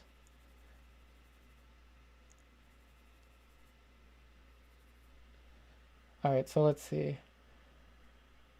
CJ 1976 Buzz. Yep, definitely check out the Cobra. Cobra Talons, it's called. Cobra Talons. Water mixable oil paints. All right, let's see here. Question. Shin asks, do you always use the same brushes or do you like to mix them up from painting to painting? Again, thank you everyone for the questions. I really enjoy this. This is definitely bringing the live stream to life. This one right here, man, this is my favorite brush ever. Princeton Princeton Catalyst Polytip Bristle, and I usually do use the same brushes to start. This is a cheap brush from Michaels. I typically look for the size of the brush, something like this. So it's about like a millimeter, 2 millimeters maybe, to start with, and I do typically kind of use the same brushes. All right, let's see. Mic drop paint. Can't wait to see starting the skin tones. Yeah, definitely the skin tones. When we start the skin tones, it'll definitely, start to come to life. And thanks again, CJ 1976. I'm glad that you appreciate the information. Robocop 2015 got a question. Did you not add paint on the nose right side between the eyebrow and the top and the tip, although for me the value is similar to the right cheek? Let's see. Okay, right by the eyebrow and here. You're either talking about here. Wait, I'm kind of losing my mind. Paint on the nose. Oh, for the side of the, yeah. I don't think that this is a true shadow. Just thinking about the form, I believe the true shadow ends right here. And this is all down to halftone. So I'm leaving it as it is down to halftone. And oftentimes, you know what really helps is to, Robocop is to squint. So to stand back and squint. And we're at 112 likes now. Wow, thank you so much, everyone. I could not have expected, just can't believe.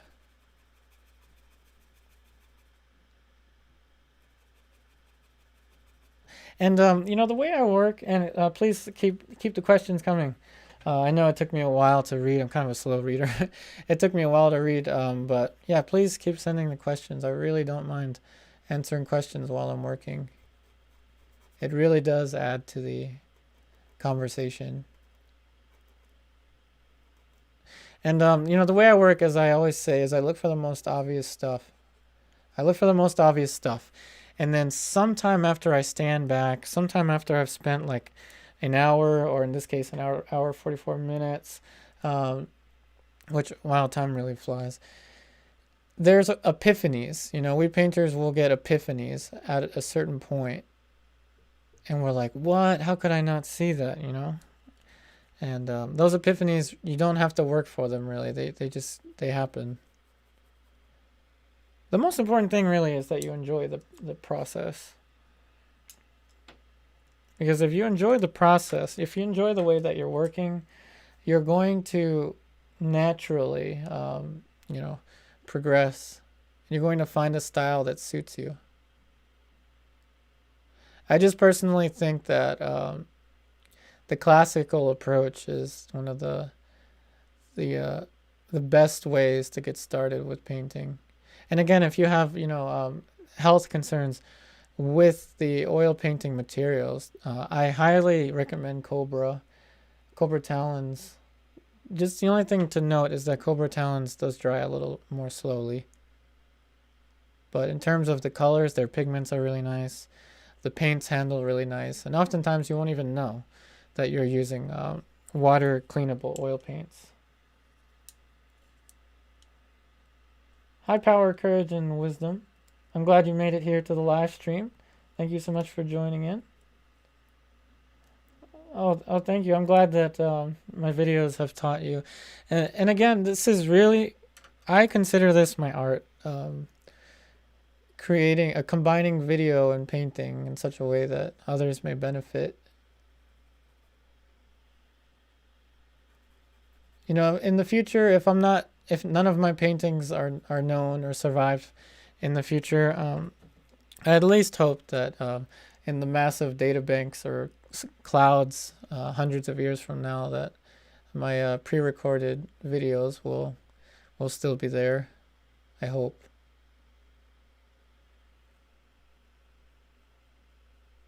Hashtag ambitions.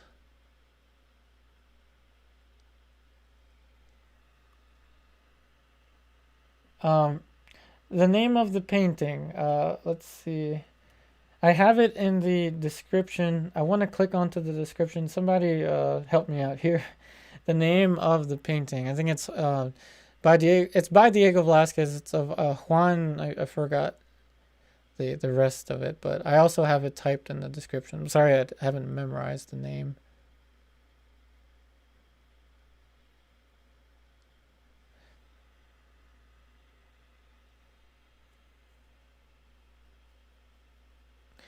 But I do have the image is taken from the Metropolitan Museum, so you can look at the image at the link that I have in the description box. And once this is uploaded, you can also paint along with me, and then I'll set the stream for the next, our next live stream, which will hopefully be Saturday.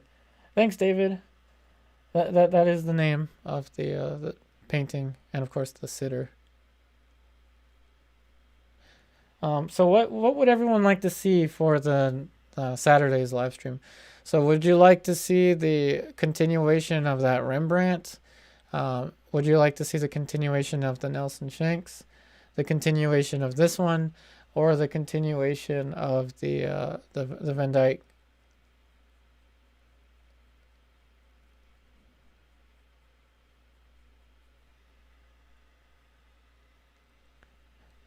Thanks, Robocop, for typing the name.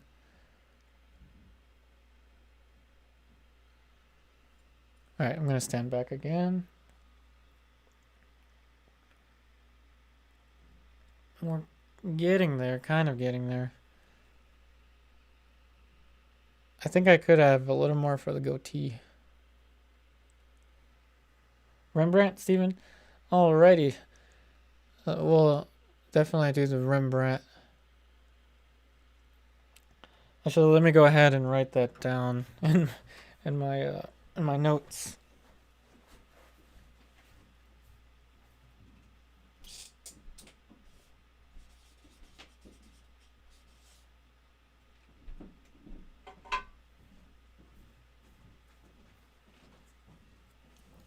Alrighty, I'm back. So, let's see. Jedipo, which is the first one I started? I think the Rembrandt, as Stephen mentioned, is the.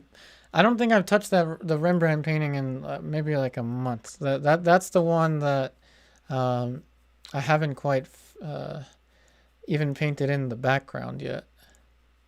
But yeah, we can definitely get to that Rembrandt painting. Yep.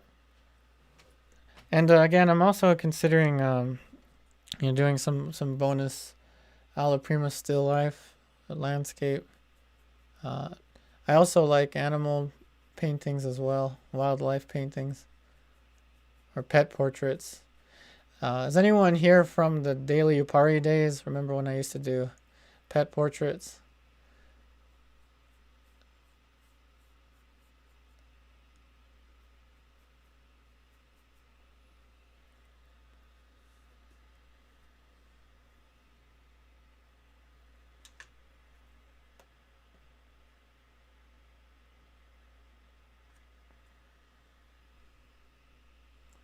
All right, so now what I'm going to do is stand back again, see if there's anything else. We're almost there.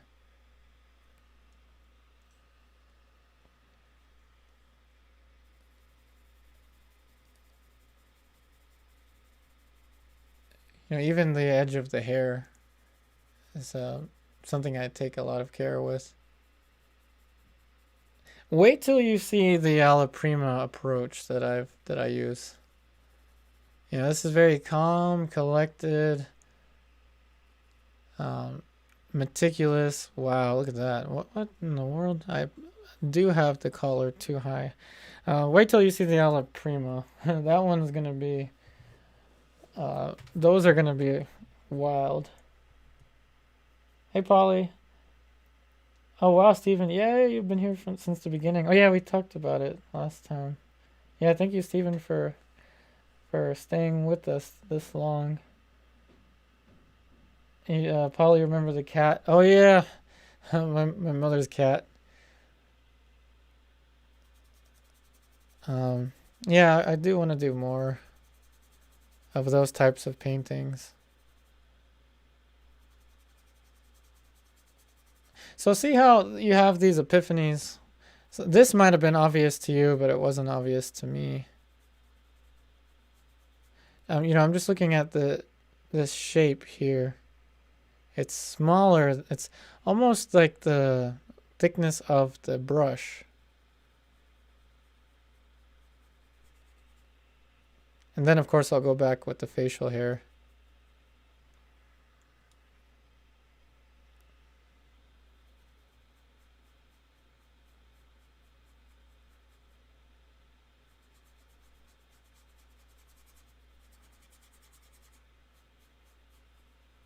I'm also considering this. It's a little bit closer to the corner of the neck. Now, these are just little itty bitty things. Alrighty, D Michigan, thank you for the comment.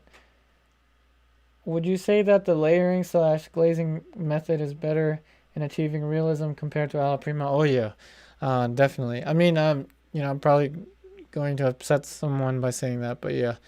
Layering / glazing, there's nothing really like it. We can mimic it all we want with Alla Prima, but Alla Prima is just like something else. It's a completely different thing. It's like apples and oranges. Though it follows the same principles, don't get me wrong. It follows the same principles. It's just that, you know, the very nature of classical painting in this way, you know, there is so much time involved in this as opposed to like a one-day Alla Prima painting. One-day Alla Prima paintings are a lot of fun, don't get me wrong. It's just when it comes to trying to make something highly realistic, quote unquote, the classical approach is really one of the best ways to go. And it's the most teachable approach, in my opinion.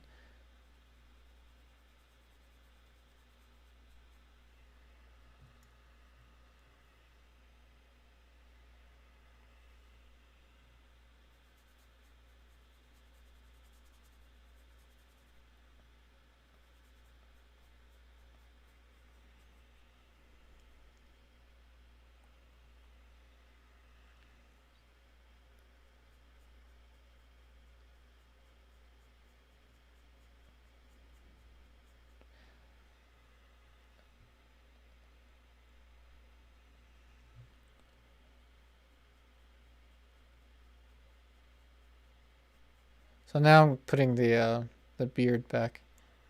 So how about this? You know, we still have 67 viewers right now, which is amazing.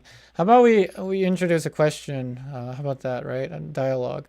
Who is everyone's favorite painter? Just the name, you know. For me, how about this? I'll start it.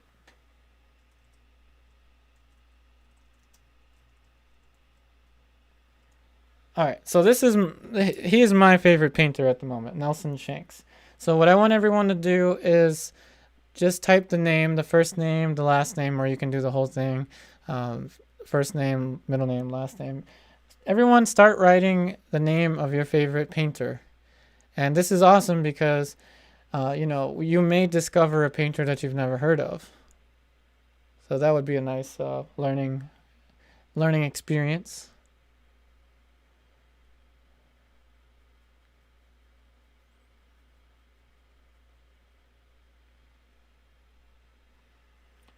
Alrighty, Robocop 2015 coming in with Rembrandt. Yeah, definitely Rembrandt. He is such a great painter. Nelson definitely had a lot of influence from Rembrandt. Richard Schmid, Bruno coming in with Richard Schmid. Yes, I really love the way he does those flower paintings, and his portrait paintings. His landscapes are wonderful. Steven coming in with Bouguereau, and David coming in with Dali. I really enjoyed my time at the National Gallery of Art in DC before it was before everything closed down. Really wonderful Dali's there. Steven, I got the chance to see a Bouguereau in person. I hope that you were able to as well. When you see a Bouguereau in person, it's like you can't even believe that it's a painting. It looks like a real scene right in front of you. It's amazing. Bob Ross, that's right, Jetapo. Definitely, I enjoy Bob Ross as well, and I learned so much about how to present painting and talk about painting with Bob Ross. Bob Ross is awesome, and he also kind of relaxes you. Yep, Power, Courage, and Wisdom. Picasso, definitely. He has some really creative paintings. So Hector, here we go. Here's a name I don't know. See, this is why I really like these live chats. Jeffrey Catherine Jones. Now I have to look up Jeffrey Catherine Jones. Thank you so much, Hector, for typing this one because I've never heard. Regine Renoir. Yep, Renoir and the Impressionists. They are awesome. Also, Regine, if you haven't seen the Impressionists, the movie, I believe all of the movie, every episode or whatever, is on YouTube currently. I would check it out. Live action movie. Mic Drop Paint Bouguereau. Yep, definitely. So everyone, you feel free to comment. Even if somebody said the name, feel free to comment. It'll be interesting to see how many people like Bouguereau. I'm waiting for. There you go. There you go, Southpaw TV. I was waiting for Sargent. Sargent is amazing. Let's see. John William Goddard, Polly, and Southpaw coming in with Kruger. Okay, awesome. I don't know about Kruger, but I'll definitely check that out. Thank you so much. Names I haven't heard of. Stephen. So you're lucky that you can visit the National Galleries in London anytime. Awesome, man. I wish I could see the Bouguereaus in person. Andrew Tischler. Okay, I think that's a YouTube artist, right? YouTube. Yeah, definitely. I've seen Andrew Tischler's videos. Awesome.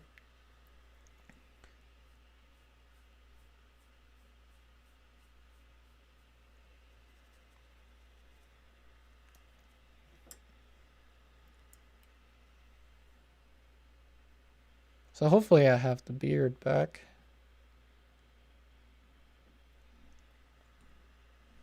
Hey Mira. Hope I can pronounce your name properly. Mira. Welcome to the live chat. Yeah, I'm glad that you can join us. Right now we're all writing down our favorite painter, so feel free to write down your favorite painter. Even if somebody has written the name before, we're all kind of sharing our favorite painters at the moment. I started out with Nelson Shanks. D Michigan, hard to pick one. Lots of painters. Yeah, I know.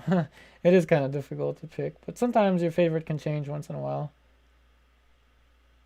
D Michigan, so Peter Bruegel, medieval, early Renaissance. Okay, there's another name I have to look up. Wow, you're all teaching me so much. John Everett Millet. Yep, definitely. Susan S. Yep, John Everett Millet. Hey, Arcadian Art. Well, it's been about 2 hours, but don't worry. We're gonna continue to do more streams, and of course, this will be uploaded. And Regine, go to Paris for Monet and Renoir. Yeah, I really love Monet's work and Renoir.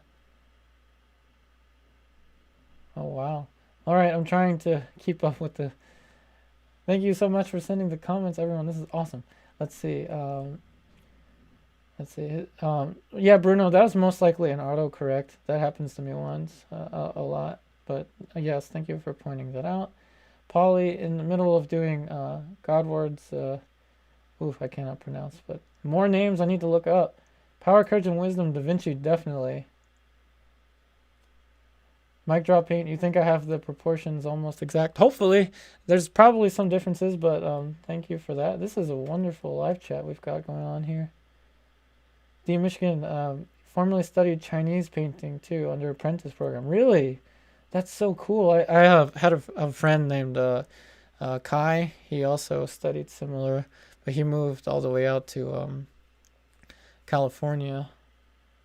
Let's see.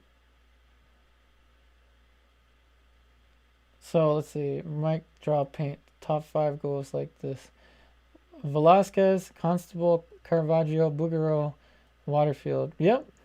Awesome.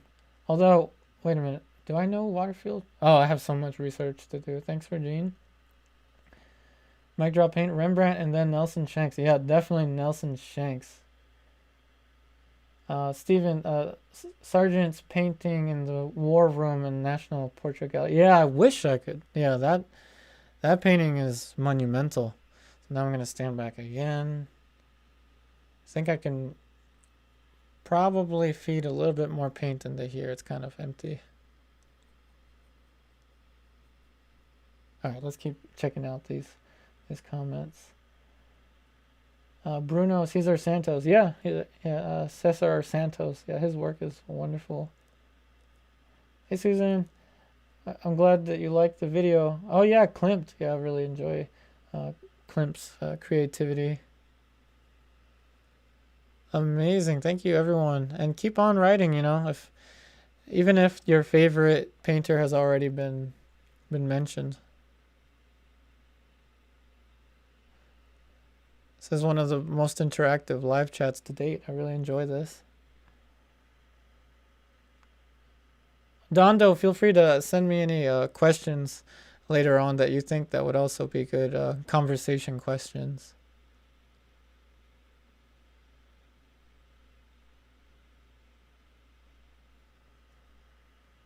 Let's see. John Van Eich. Okay, I don't know this one. I have to definitely look this one up. Thank you so much for Power, Courage, and Wisdom. Power, Courage, Wisdom. Titian. Yeah, Titian is awesome. Although I probably mispronounced his name. You know, that would be another good one to do, a Titian. All right, am I pronouncing his name properly? Somebody correct me. I was told that you don't pronounce his name like Titian. El Greco, Power, Courage, Wisdom. Yeah, El Greco is great.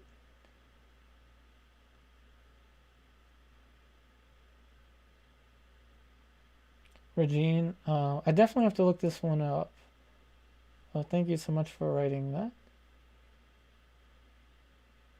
Mic drop paint. Yeah, that was the next one that I was gonna come up with. Dondo, I thought you were gonna mention that first. All right, so we can now move it to that. I'm glad you've learned so much from these sessions. All right, everyone, let's do it. Let's do it. Now let's change to our favorite painting. And let me start.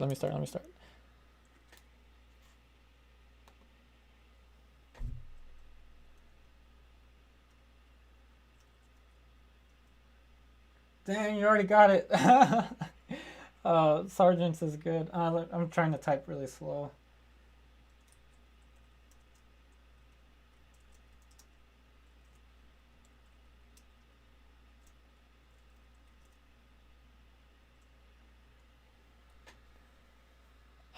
Jan Van Eyck, yeah, really good. I don't know if I pronounced the name properly, but the Lady of Shalott, the one, you know, the John William Waterhouse on the boat. That's my favorite painting. Courage, Power, Wisdom. Yeah, Peter Paul Rubens is great too. All right, so everyone, what is your favorite painting of all time? I started out with the Lady of Shalott, John William Waterhouse. Let's see what your favorite paintings are. Chimpanzee painting of the British government. Wow, thanks, Stephen. Wow, I have so much to look up. This is awesome. It's so informative. Yeah, Bruno, definitely. So many different painters, but great in their own right. Cynthia, when will I continue with this painting? Will you have another online Oh yeah. I'll keep doing the I'll keep live streaming.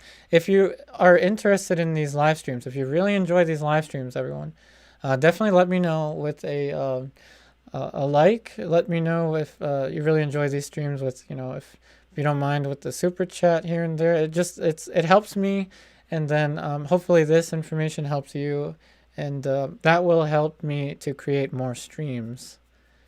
So we'll definitely have another stream on Saturday around the same time, 5 p.m. Seven Acts of Mercy by Caravaggio. Yeah, that's a great one too. I think I'm thinking of the right one. I'm not sure actually, but Caravaggio definitely. All right, RoboCop 2015. This is one I have to look up. Power, Courage, and Death. Power, Courage, and Wisdom. Sorry, Writing with Death. Okay, that's one I gotta look up. Awesome. Keep it coming. Let me know what your favorite painting is. Let us know.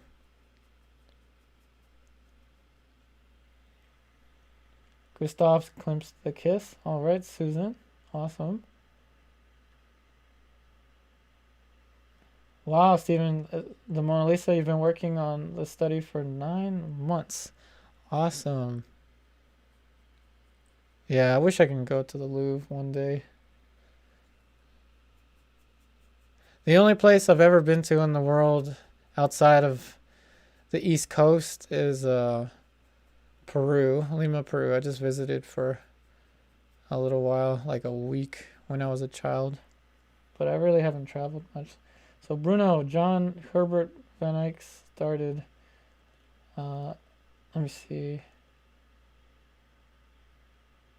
Oh, nice one. Mikolo.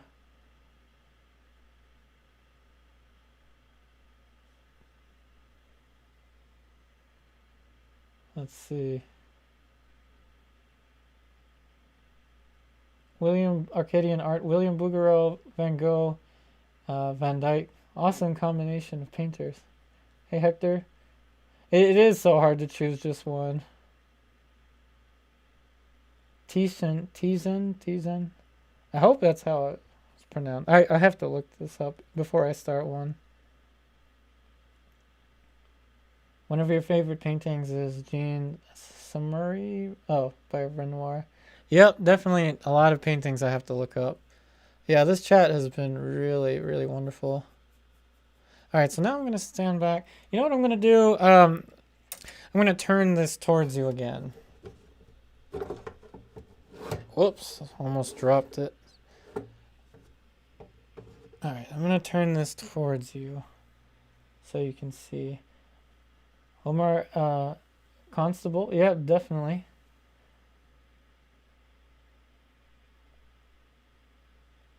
RoboCop. Well, yeah, I know. It is a dark painting behind bulletproof glass, but it's still a really nice, really well executed painting. You know, we all have our different preferences. Oh wow, Bruno. Yeah, I definitely have to Google. Hey Jitterpo, how often do I take breaks?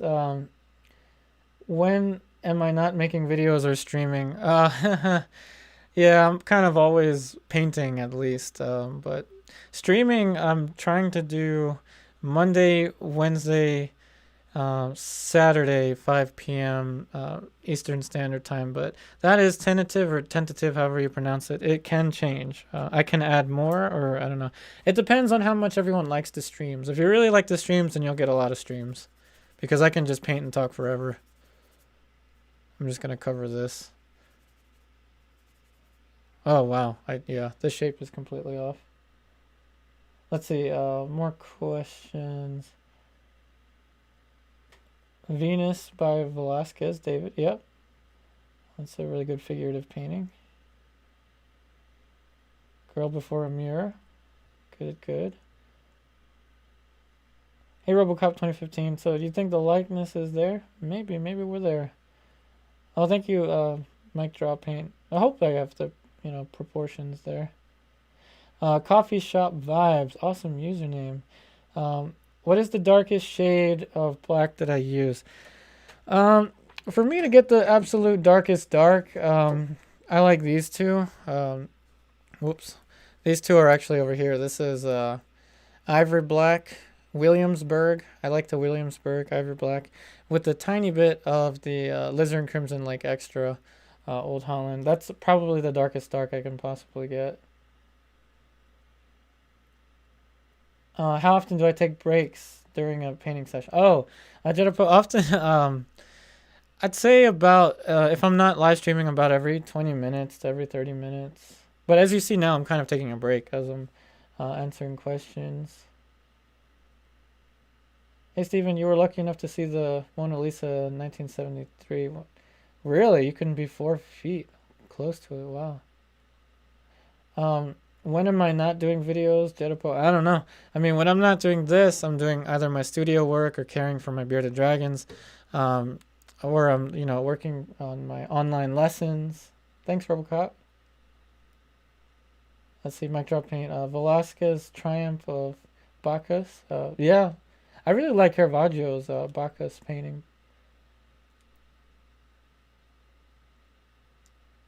Arcadian art. So the one painting that always stays with you is the monk by the sea painting by Caspar David. Can't quite pronounce, but definitely gotta look it up.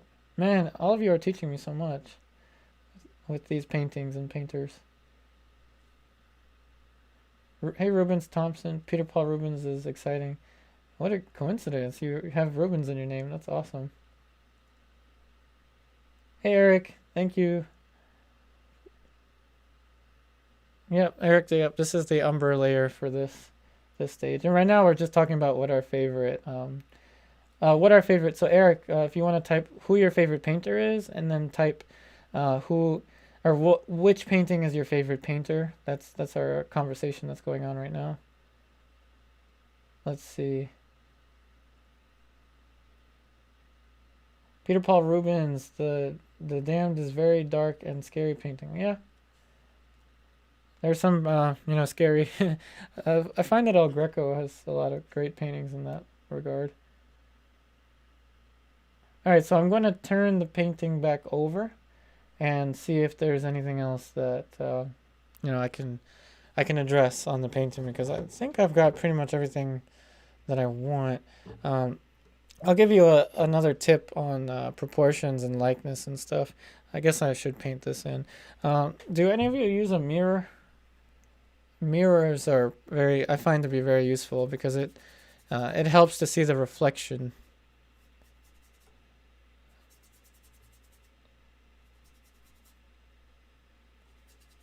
And also, I mean, if you haven't typed who your favorite painter is, and then what your favorite painting is, feel free to type in the comments.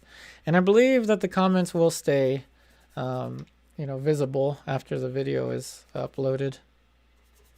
So this is a wonderful conversation. Lucian Freud, yeah, Eric, definitely. He's great.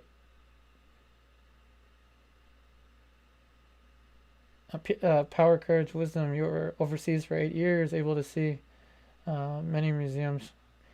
Oh, I'm jelly, man. I'm jealous. I wish I could have, or envious, I guess is the word. You went to the Louvre in '93. Wow. I wish I could have. What's up, Bruno? Caspar David. I cannot pronounce. CDF. Romantic German painter. That's simple enough for me to remember. CDF. German painter. Yeah, I'll check him out. Definitely. RoboCop 2015. Yeah, turning a painting upside down actually helps. Let me do that now. If you turn the painting upside down, it also helps you to see it in a different perspective. So I'll turn it upside down, and if anyone hasn't seen it before, I'm working on MDF panel. You can paint on the other side of it. This is a study that went south, but with MDF panels, you can paint on the reverse side. So now you're seeing it in reverse, and some people, they can see mistakes more clearly when it's upside down. For me, when it's upside down, I see that I'm actually missing stuff for the bottom of the eye. I see things that I probably wouldn't have seen if the painting was right side up. But a mirror definitely helps me a lot. Mic drop paint. Yeah, Cesar Santos, definitely great. Arcadian art. So you missed the beginning. Do I sponge the background with terps and color? Um, well, as I answer this, I'm going to turn this back right side up. So I just used a tiny bit of spike lavender and my size 12 Princeton Catalyst Polytip Bristle brush, which is my favorite brush ever. It is this one. Again, I have Amazon links, affiliate links down below where you can get the same exact brush. But essentially how you're seeing me do right now, because I'm actually still drawing this edge, is how I applied this color to the background. And the footage will be available upon the completion of the stream. YouTube will begin with uploading it as a pre-recorded video. Yeah, Stephen, turning upside down definitely helps. Toby, your favorite Sargent portrait of Carlos Duran. Yeah, that's a really good portrait. It's kind of interesting. Sargent painted Carlos Duran, his teacher, and made him seem like he was kind of, proud, but at the same time a little envious of Sargent. Yeah, Cynthia, I do have a lot of great museums here in DC, except I think they've opened at I don't know, like minimal capacity. Yeah, I miss going to those museums.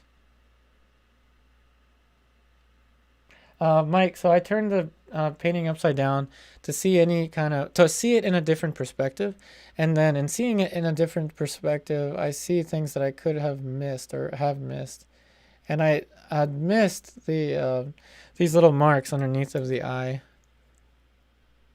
and this is usually the part of the eye that I struggle with the most, the area that's right by the tear duct.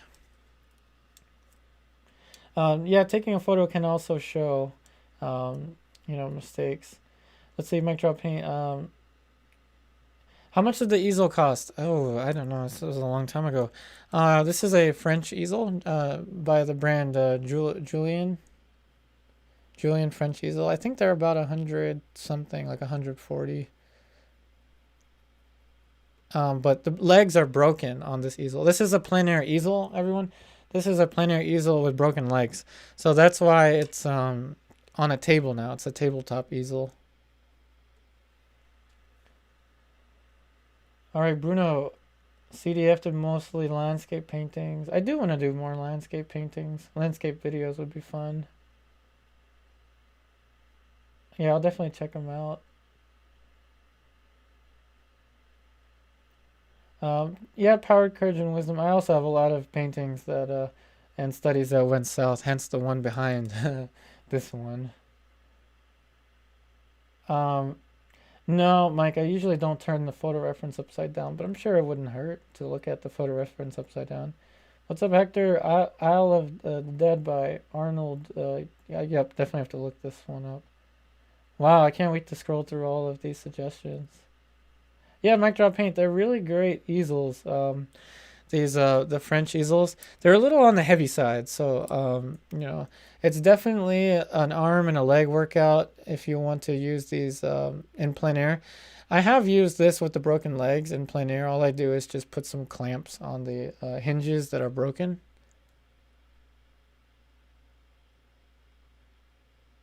This right here is another easel. It's one of those cheap field easels that's holding my palette. So I was missing the lower eyelids, I noticed.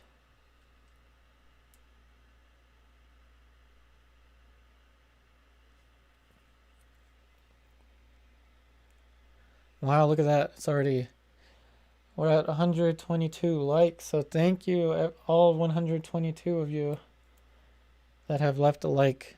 I'm very happy. Can't believe I've got 122 likes. And again, thank you to everyone that has sent me a super chat. Again, I'm a newbie when it comes to this live streaming stuff, but the super chat is very, very helpful. With enough super chats, you'll probably see way more of me here with streaming.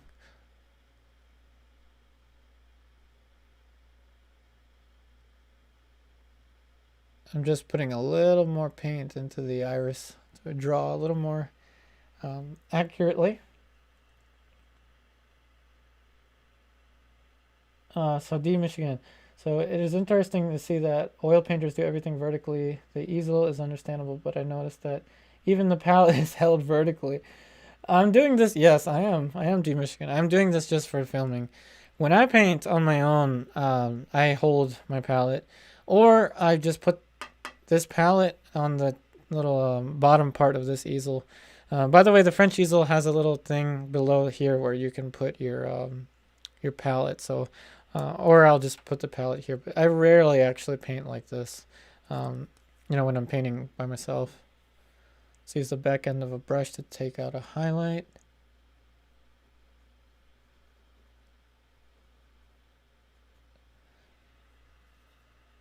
Okay, it's not working. I'm gonna have to take a piece of paper towel, rip the paper towel, spin the paper towel into a fine point, and hopefully subtract a little bit of a highlight.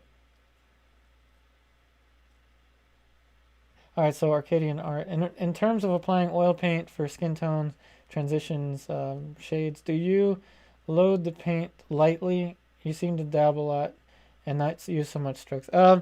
Yeah, I tend to work this way even when I'm applying the skin tones. And that is because I don't really want the paint film to be too, I don't want the paint film to be too thick. But I will still, if I want to do impasto, I'll still paint kind of in this dab form. It just basically gives me more control and allows me to create a soft edge. The main reason that you see me painting like this, the dabs, mainly is for the soft edges.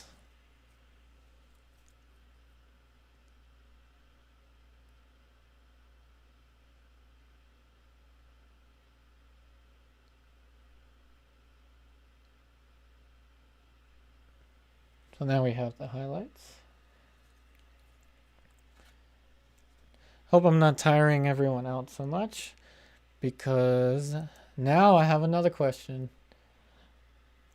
Okay, here's the question now. What is your favorite brand of oil paints? Let me start.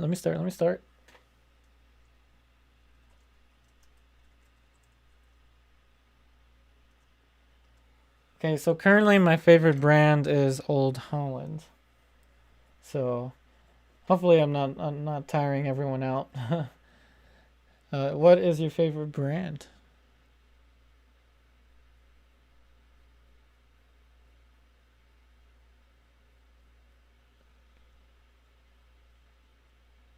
All right, so I'm gonna stand back again.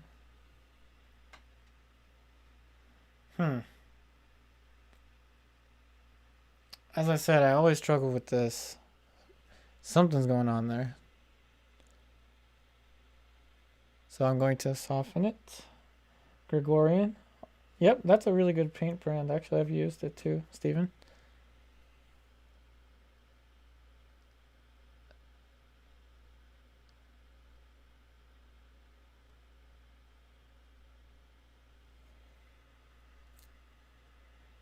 So everyone, what is your favorite paint brand? Polly, Michael Harding, awesome. That is the next brand that I want to try, actually, Michael Harding. Jetapo, you've only used Gamblin. What is it about those other paint, those other brands you like?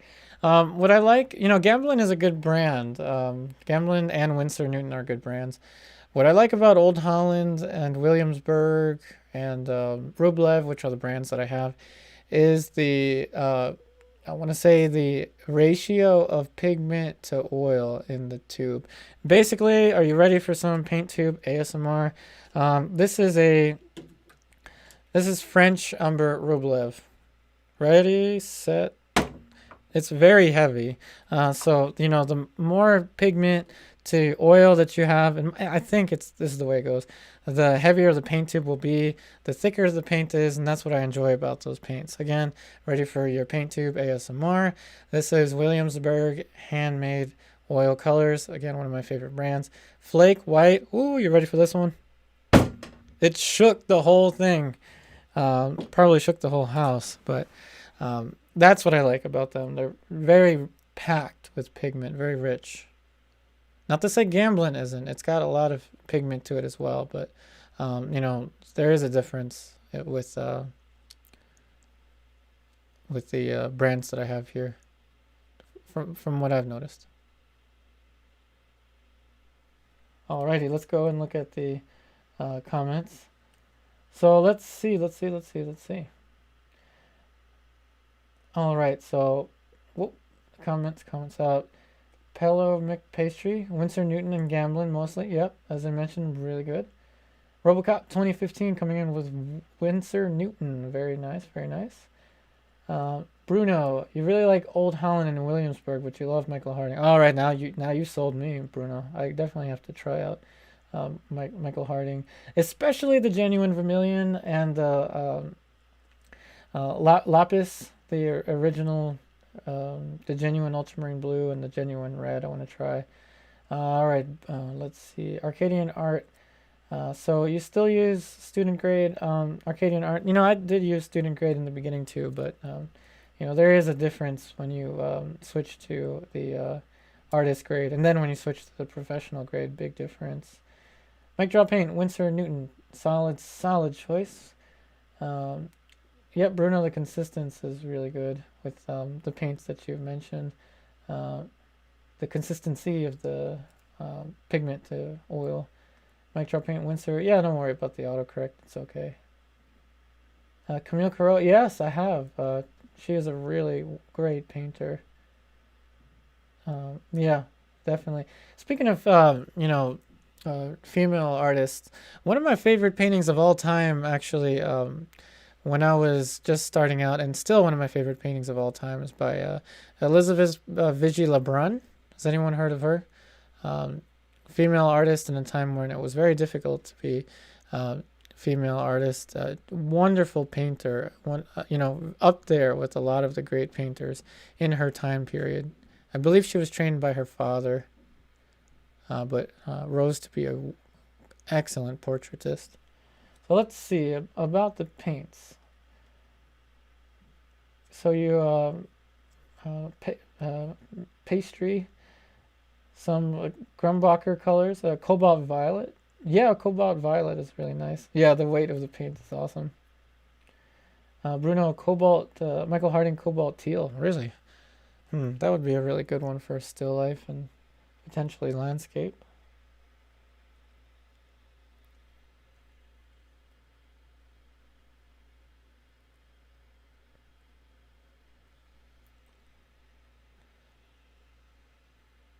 Oh, look at that. There's some facial hair here I didn't notice. So anyone else? Any of your favorite paint brands?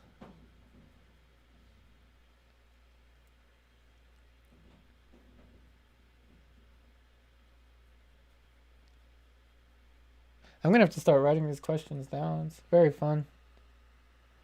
The Michigan Genuine Vermilion is made from mercury. Yeah, it is made from mercury.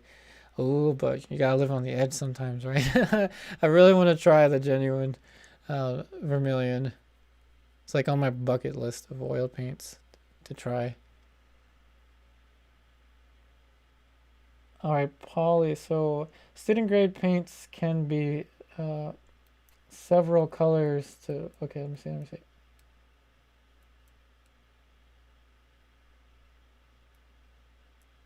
Yeah, they can work, but again, I would still recommend the artist grade. Thank you, Polly.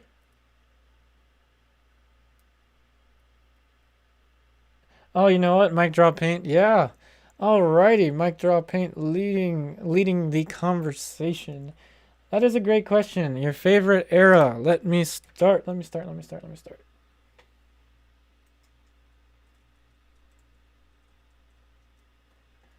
I am starting with Baroque. Baroque period or Baroque era is my favorite. Abstract Expressionists. Yep, that's nice too. Pastry. Bruno, YouTube channel from Vicky Norman. Michael Harding Ambassador. Oh, yeah, actually, I did see that video. Yeah, I saw how she mixed the paints with, she used a lot of paint with her palette knife. It was hard to watch. All of that paint, expensive paint.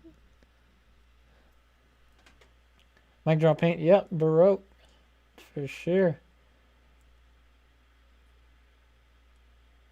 Poly, yeah, I mean, student grade, it will work, but again, I would recommend either Winsor, Newton, or Gamblin if you want to experiment with, the artist grade. But Poly, I mean, Poly, I'm letting you know, I used the student grade for years, so, it can get the job done.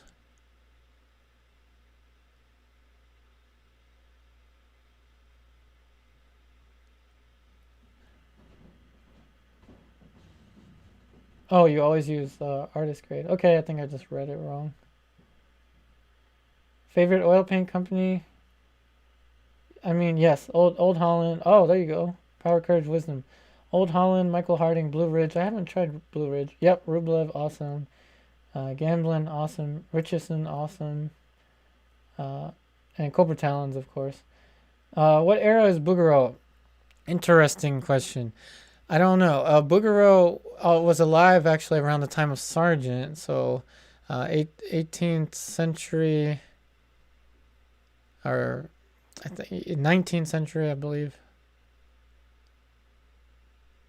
I think Bouguereau was in the modernist time. Polly coming in with Baroque.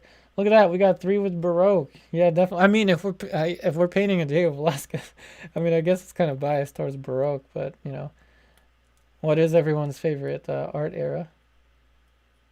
Pastry, OP art. Oh, you moved up to Michael Harding, Polly. Oh yeah, yeah. You're all selling me to the Michael Harding. All right, let me check here my axes real quick. I think I have something's up with this eye.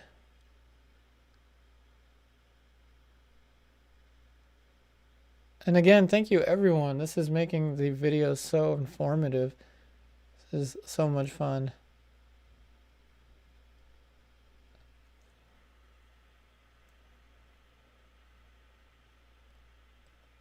Stephen, Classical Academy? Oh, you mean the time period with Bouguereau. I think Bouguereau is defined as a neoclassical painter. I think that's what his genre is.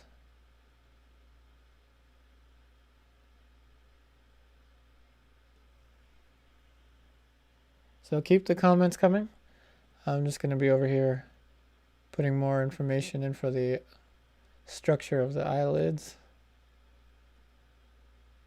and checking my proportions in a second. I really want to make some merch with my sayings.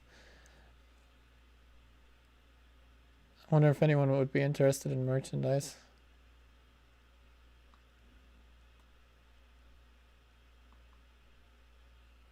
Okay, so his eyes are kind of wide, but I think we're okay. The eyes are usually about one eye apart if the model's facing you.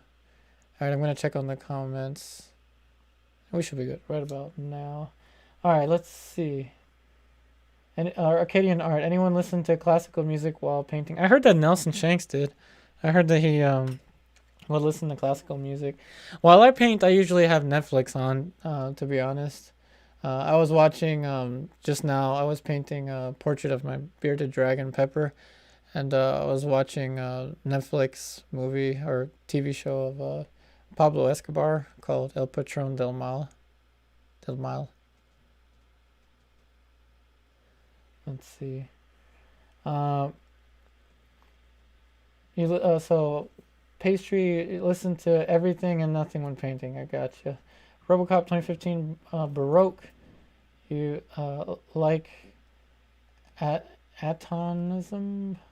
Oh no, tonalism. Yep, definitely. Values are definitely important. All right.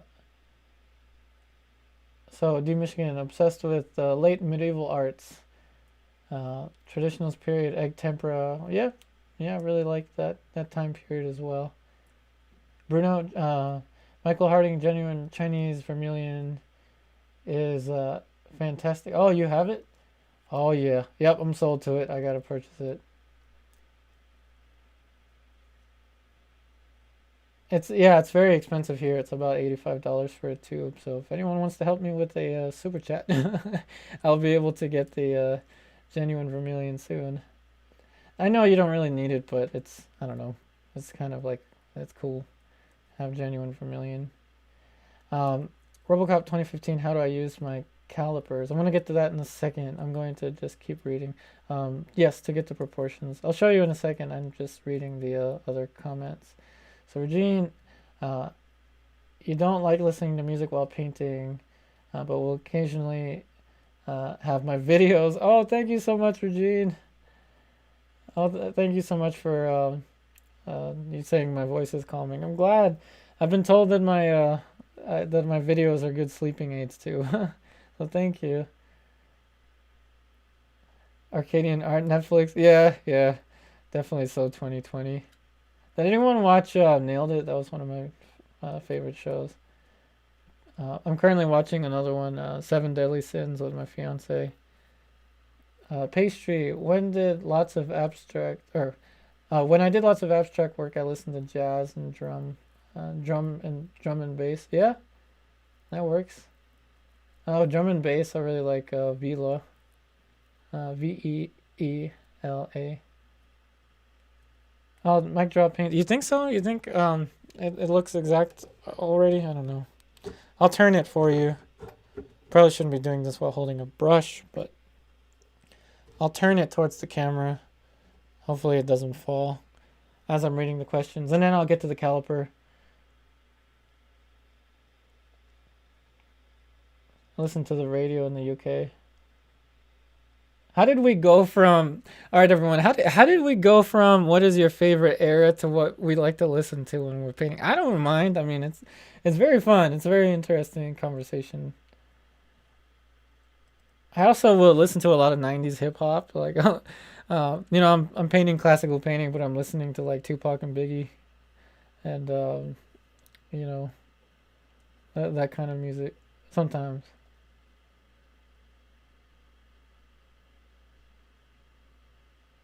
Yeah, sometimes we zone out when we're painting. Thanks, pastry. I'm having trouble saying the first paramic pastry, but so anyway, thank you for your comment. Thanks, RoboCop 2015. Let's see. So, what am I seeing here? Um, I'm seeing that I might have the forehead too big. Oh yeah, so back to the proportions, right? So how do I use the calipers? I explained this in. It's easier to explain this with templates that I use for my online students, but I'll do my best to explain it without the template because I don't have a template here. So I take a measurement for the thirds. Usually, the hairline, eyebrow should be a third. Typically, it's not always the case, but that should take us down to the bottom of the nose. See how it roughly does. And then that should go down to the bottom of the chin, which it roughly does. So that's how I use the caliper to check the thirds. Those are the thirds.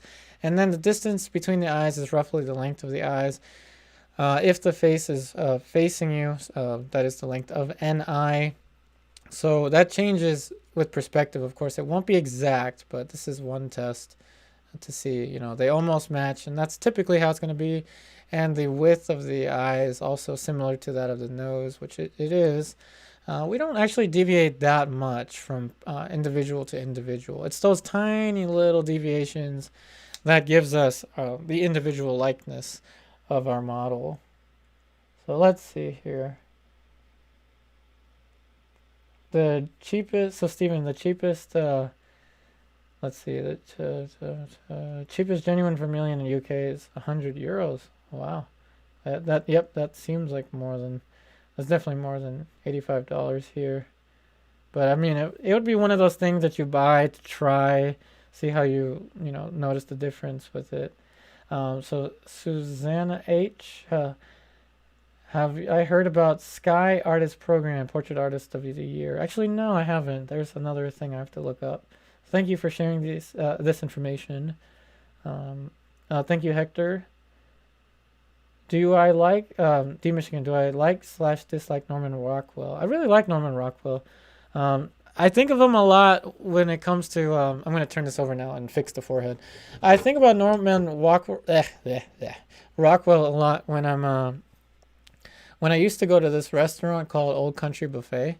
I used to go on Sundays with my family, and there would always be Norman Rockwell paintings, of course prints on the Old Country Buffet. So I really like Norman Rockwell.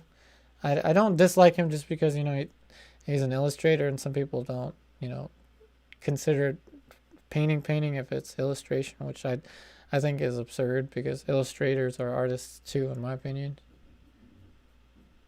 All right, let's go back to the questions. So Cynthia, you love Vermilion. Hey, do you use Vermilion? If you do have genuine Vermilion, Cynthia, let me know because I really want to purchase it. Okay, I think I've missed a lot of brands. Sorry, not brands. I've missed a lot of comments. Let me go back here. What is the brand? What brand is the cheapest genuine Vermilion? And Stephen wrote Michael Harding. Pastry, right? Get a tube of cadmium red light. Cynthia said okay. Cynthia, so what you can get that's kind of in that vicinity of awesomeness is what I have here, which is a cadmium red vermilion. This isn't true vermilion, but this is also a cadmium red that leans towards the orange. This is the color right here, Cynthia. So cadmium red vermilion by Williamsburg is currently my absolute favorite red to use for skin tones. And when you mix it with your flake white and a tiny bit of yellow ochre deep from Old Holland, it's just amazing. All right, let's see.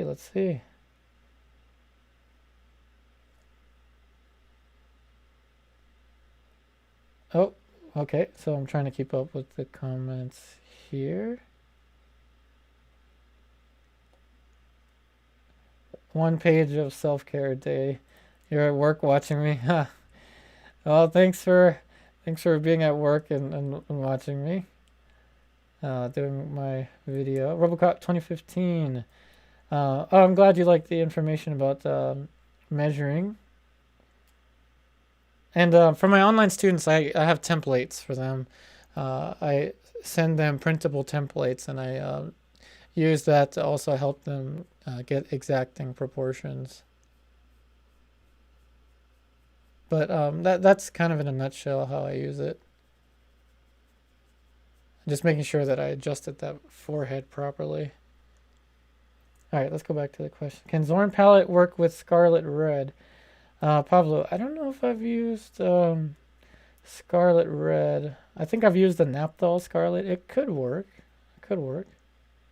You can also use Venetian Red.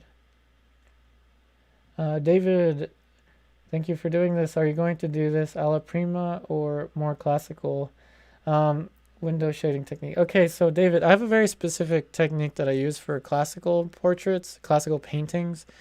So if you want to check out the last stream, it was the first color, or should I say color underpainting that we did for the Van Dyke, and that's how I build the color. So I don't really window shade too much per se.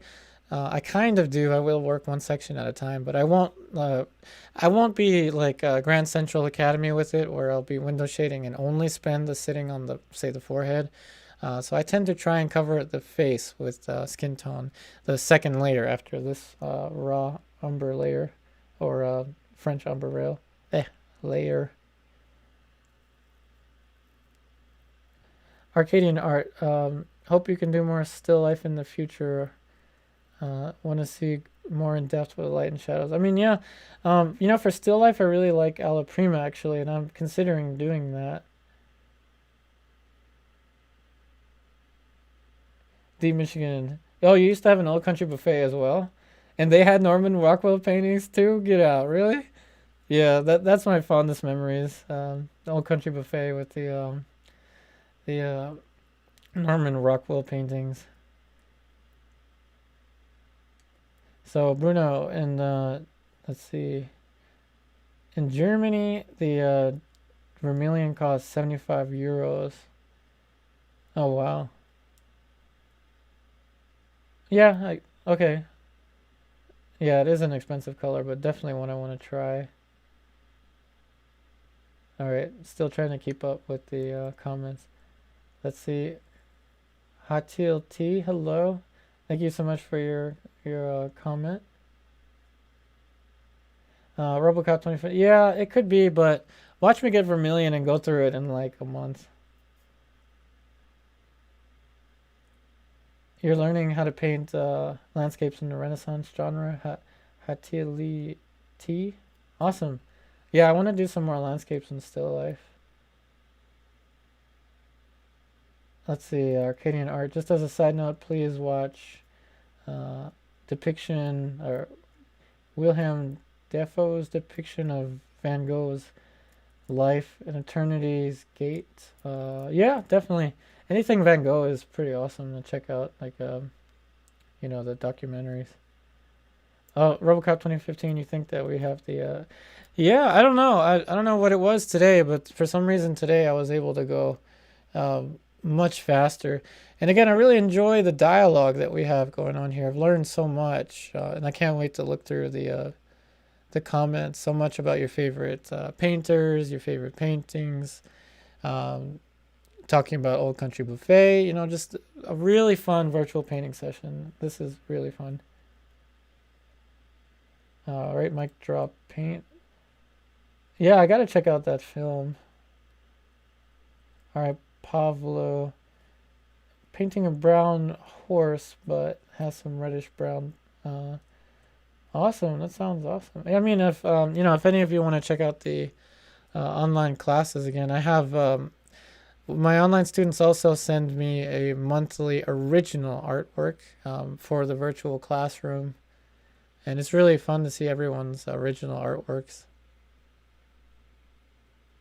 I'm just putting more of a dark shade for the facial hair because facial hair. All right, let's see. Let's check out the comments. Pablo, go pink. Well, a pink will take a while to dry.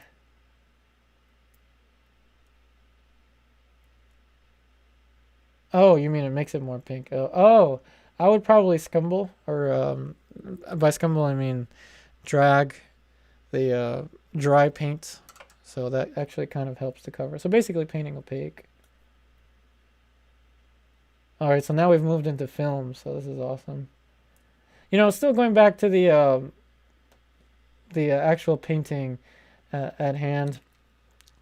What I've done so far, so everyone that's watching this in the future, hopefully you're enjoying the dialogue.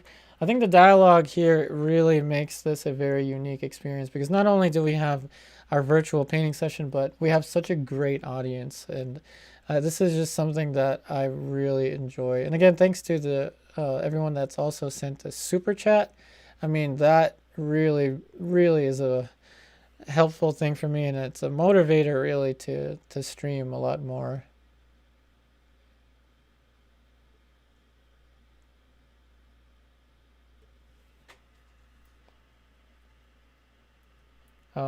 So pastry, yeah, his life has been romanticized a lot.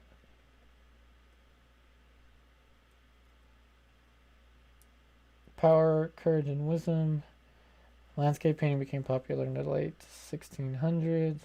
Yeah, landscape painters, for me, I really like Constable, if I can pronounce his name right.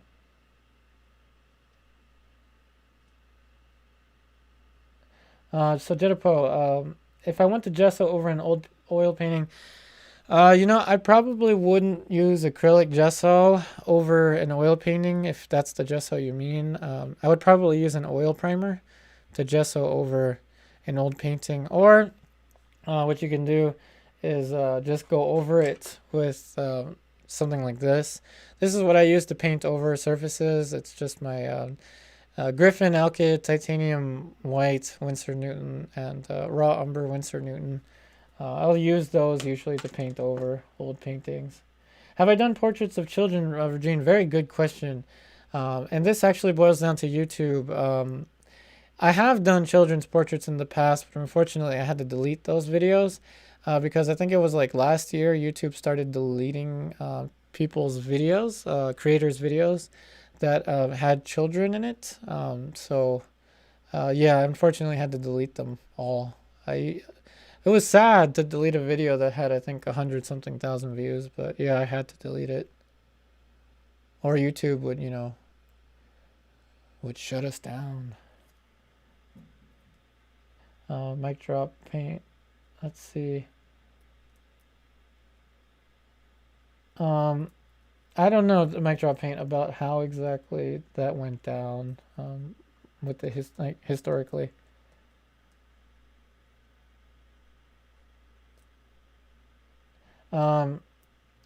Yeah, pastry. So sanding down the painting you can do, but if you sand the painting down, just make sure you don't have too many cadmiums in it or any of your lead white.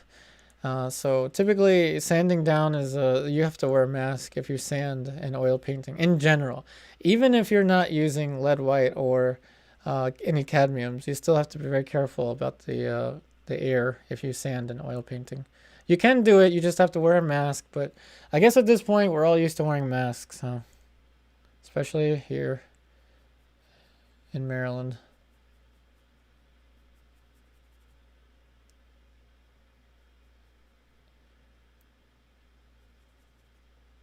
And this is the superciliary arch here.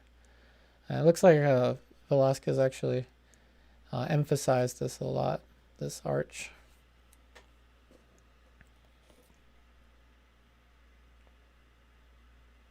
Oh wow, pastry. You read all the letters to his brother Theo? Wow, that is very ambitious. It's a lot. It's a lot of reading, from what I heard.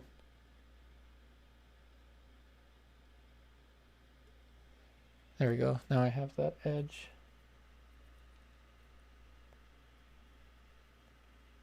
Yeah, Virginia, it is a shame. But it is what it is with YouTube because I just wasn't going to risk that because they were already flagging my children's portrait videos. And, once you get any kind of issues when it comes to YouTube and monetization, you pretty much have to act really fast. So I did have to delete those videos. Those of you that have been watching the channel for a while probably have seen them. Hey Marco Lopez, thank you for your comment. Oh, hey, you're watching from Peru. That's right, my family is from Lima, Peru.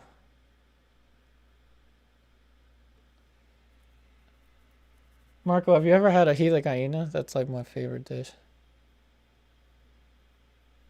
One of my favorite Peruvian dishes. We call it chicken with nuts here. At least my family calls it that.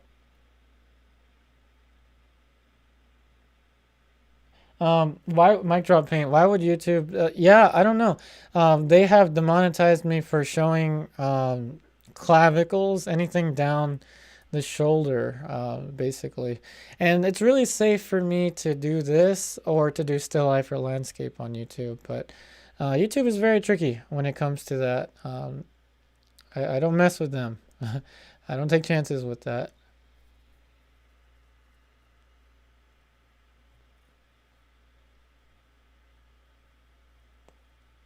All right, so let's see.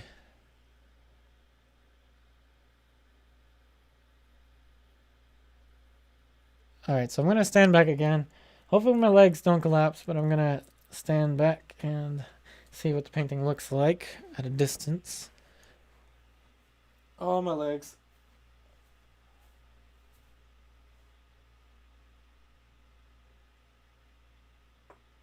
Ow.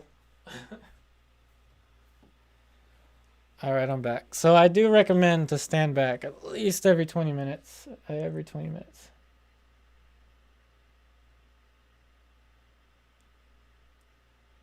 El Greco's portraits, yeah, they're very, very unique. I mean, I guess every portrait's kind of unique in its own way. All right. So now, after standing back, I'm having trouble seeing anything. Oh, okay. So I have his forehead kind of swollen. Hey, Cynthia. Oh, you discovered the page a week ago. My so menos. Well, I'm glad that you're here in the stream. And again, if you're ever interested in taking classes, we have a wonderful online class community at Patreon. Would love to see your artwork, Cynthia.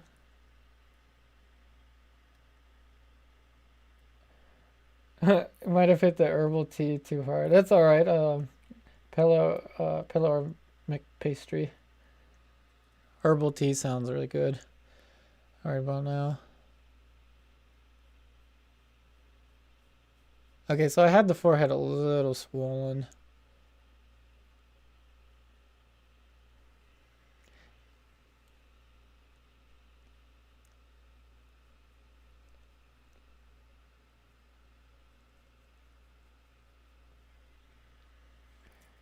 All right, let's keep the comments coming.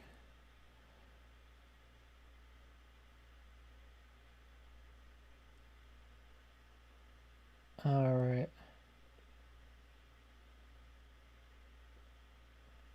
Well, that's true. Van Gogh did go through a lot of depression. Yeah, there's a lot of content on Van Gogh. Yeah, yeah, he did get a lot of bullying. You know who did get a lot of bullying as well was Cezanne, unfortunately.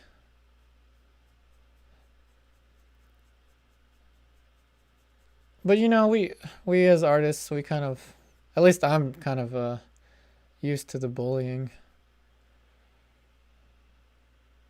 I remember when I got my very first dislike on YouTube, kind of bothered me, but then after getting many more dislikes, I was like, oh well, at least someone out there likes my video. Speaking of likes, we have 135 likes now, so thank you all of you for liking the video. And yeah, Cynthia, I'd love to have you in my class. So would really enjoy to see your artwork. And anyone interested in the online classes, we have now upgraded to the lessons being 3 times a week. But again, with the online classes, you can work at your own pace. And you know, for more information, definitely check out patreon.com/upariartist.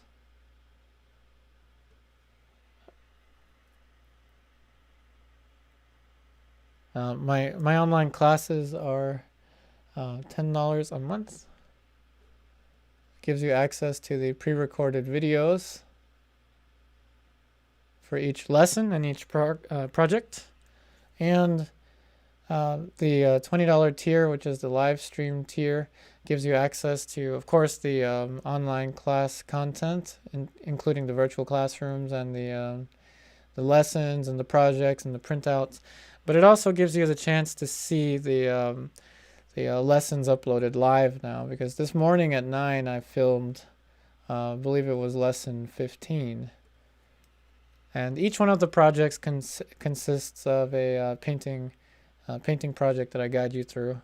And each week you can send images to me of your progress, your portrait painting projects, along with extracurricular painting activities, which are defined as any of my pre-recorded videos that you paint along with. And that's every week. And every month you get to send an image of an original artwork. Again, all of this in the virtual classroom, is in the virtual classroom. All right, Cynthia, good night.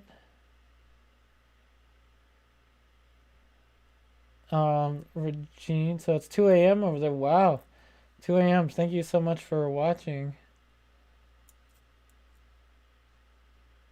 Let's see. Missing some comments here.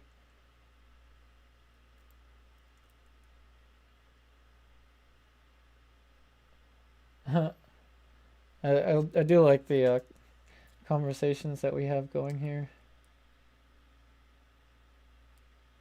Van Gogh only sold one of his paintings during his lifetime. Wow. We're definitely getting a pretty good lecture on Van Gogh. So those of you watching this live stream after it was recorded, so those of you that are watching it in the future as a pre-recorded video, definitely scroll through the comments. There's a lot of talk here about Van Gogh. It's pretty awesome. Pretty awesome.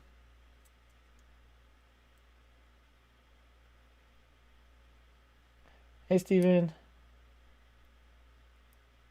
You are a transfer drawing kind of person. Well, Steven, you're actually in luck because Project 2 involved a transfer drawing, actually. Project 2 did involve a transfer drawing. So yeah, we do use transfer drawings, Steven. And I also have templates to help with the transfer drawings, Steven. So yeah, Steven, the online classes are way more step-by-step than this. I kind of flew by this because it's a virtual painting session, but they're way more step-by-step.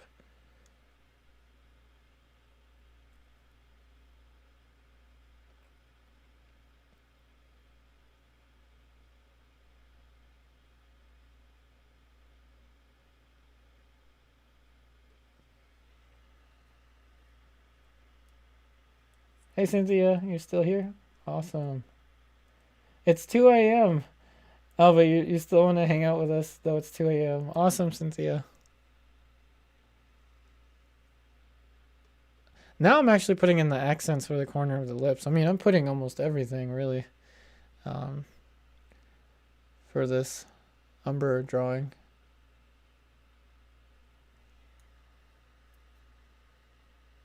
Wow, Bruno, it's 2 a.m. over there as well. This might mean that I have to stream this even earlier.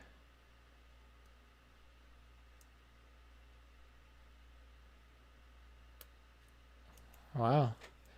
So that's an interesting topic now. Now we're going on over 3 hours. Doesn't even feel like it. So speaking of the fact that it's really late, let me see. I'm going to stand back once again and hope my legs don't give out. But as I stand back, I'm going to turn the painting over and give you a chance to suggest anything that you see. Because I think we're good when it comes to the umber layer. Again, it's not meant to be perfect, but it's meant to have the basic proportions, the basic light and dark shapes in order to... Whoa, yeah, I'm already seeing stuff. Hey, Steven, it's only 1 a.m. All right, I'm already seeing this. If anyone's going to point out that this has to move down, I kind of see that. I need more of a shape here. But if you see anything else, Jesse, so am I going to finish the... I'm going to finish this stage. This is the Umber stage. This isn't a Alla prima. So this is the first stage of the process. So will I finish this stage today? Yes. Will the entire painting be finished? No, the entire painting won't be finished. Because it is a long process. But Jesse, if you're interested, I am considering doing Alla primas, which will be finished. Alla prima still life and landscape, which will be finished. Thanks, Bruno. All right, so I'm going to stand back and take a look. Thanks, Jesse. You mic drop paint. You uploaded a chiaroscuro. Someone disliked it. Why would they? Mic drop paint. I'm going to go to your channel and check that out. I'm going to leave you a like for sure. Don't worry about someone disliking your videos. People will just dislike me just for posting a video. They won't even see it. They'll just dislike it.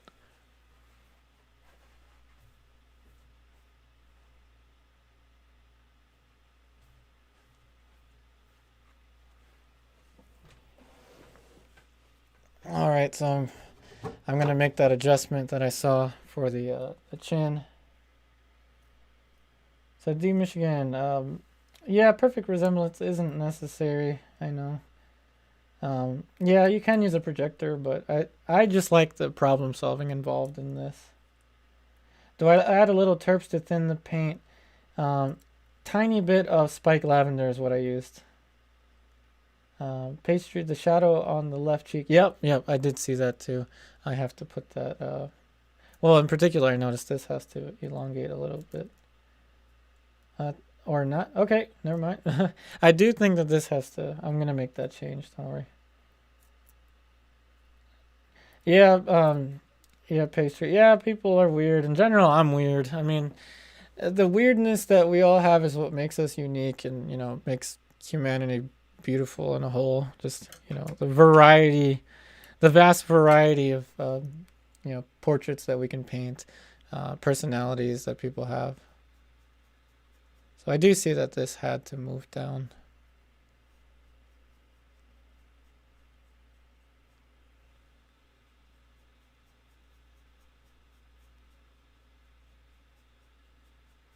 And a lot of it is just kind of instinctual that I notice.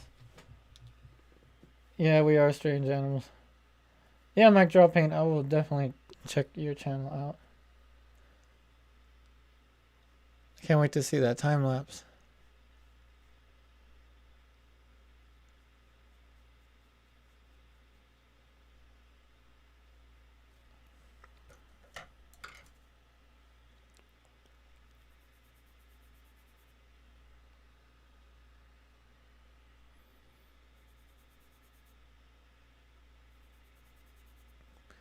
So I was definitely missing some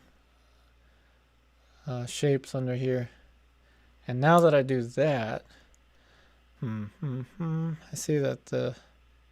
So I oftentimes use verticals or horizontals. Sometimes I just guess, but I think this has to move down a tiny bit.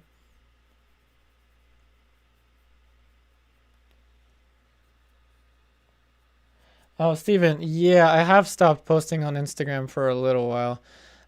Simply because I noticed that when I Google my name or when people Google my name, the unfinished paintings that I have posted on Instagram, though they were fun to post, it's kind of hurting my image a little bit because only unfinished stuff is seen, which means I better hurry up and finish more paintings. But yes, I do need to post more on Instagram. Am I drinking water? Jesse. No, I should be drinking water, but, I didn't want to have to consult the restroom while I'm streaming. Probably should drink water, but I think my voice is still here. Thanks, Arcadian Art, for checking out Mike's video. I would go and check your video now, but my Wi-Fi, I don't want to lose connection.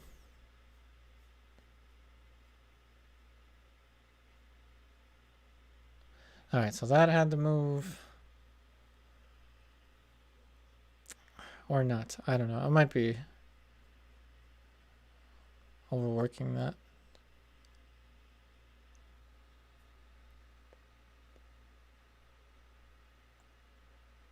So, alright, D Michigan. Oh, thanks, Arcadian Art. The V shape is small. Oh, yeah. Okay. Yeah, I do see that. How did I not see that? Thank you for pointing that out. This has to be wider.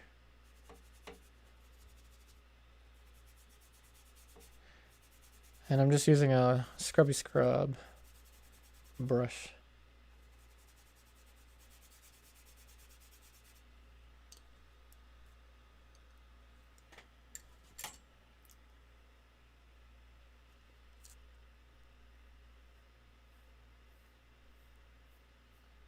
So it probably will get out of the frame, which is okay. It's fine.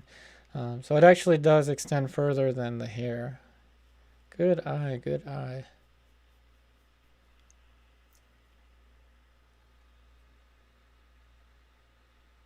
Thanks, Hector. Yeah, you should definitely draw and paint again if you get the chance.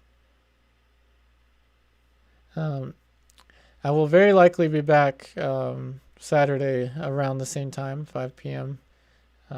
Eastern Standard Time, Maryland time.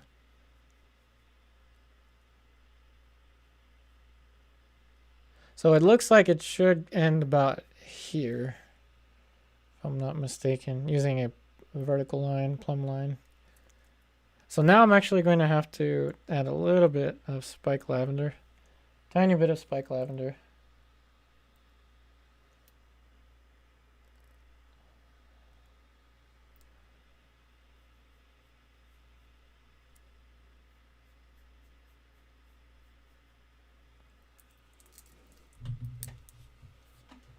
It is, Bruno, yeah, it is much easier to make the corrections in this stage. And, you know, I wouldn't even consider this the underpainting per se. It is the raw, or sorry, it's the umber layer. So it's basically the drawing, the linear drawing. So it is quite a long process.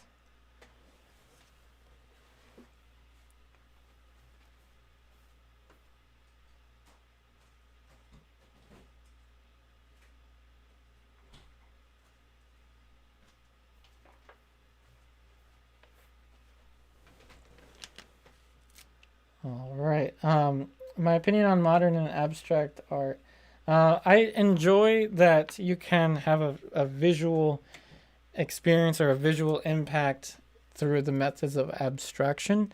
So in that sense, I really do, you know, appreciate abstraction. But at the same time, I'm more interested in classical realism. That may change. But for now, I really am interested in classical realism. And let's see, who suggested that I get water? Jesse. Alrighty, Jesse, I've got water.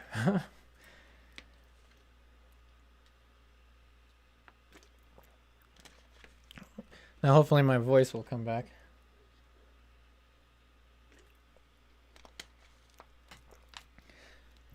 Alright, so I think I've put in the most that I could possibly put. Oh, hey Arcadian Art, thanks for following me on Instagram. Look at that, we have 139 likes and we're almost at 2,000 playbacks, whatever that means. Or we are 3 playbacks away from 2,000, which is wonderful. I don't know if that means views. I don't really know. Hey Jesse, yeah, I needed to get water. You were right.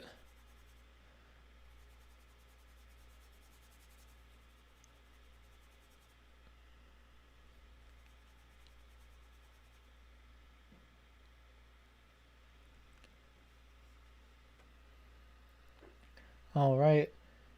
Alexander, Anya, what about modern realism? You know, I don't really know. You mean like contemporary type realism? I mentioned before, I'm going to type his name. If anyone hasn't heard of this artist, I would consider him like a modern realist.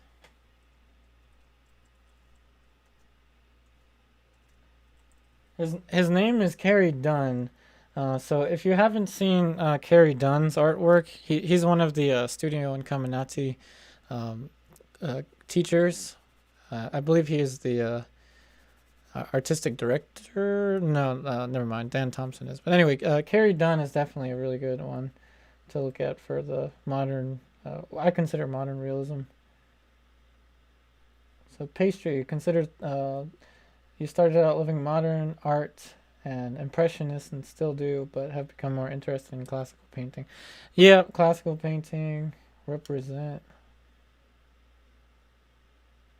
Yeah, this is one of the funnest live chats, and I think this is only the 3rd public one. Stephen, so this is called the Brené painting method. I gotta look that up. Again, a lot of my techniques have been derived from art history lectures in particular. I definitely pay attention to a lot of, not just art history, art conservationist lectures. I learn a lot from art conservationist talks. There's a lot of great ones here on YouTube.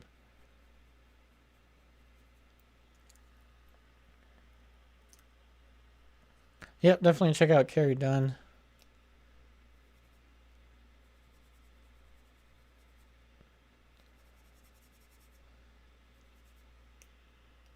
Alright, and I think I even went too far with this. Although it's kind of cropped, but you can see that it's cropped over here.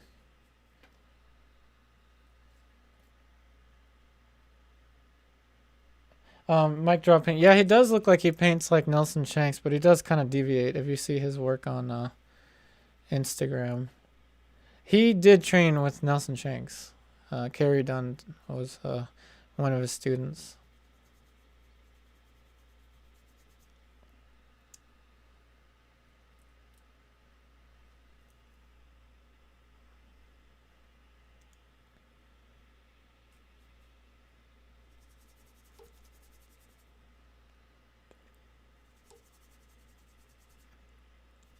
All right, so I think I have said pretty much all I can say with this Umber drawing.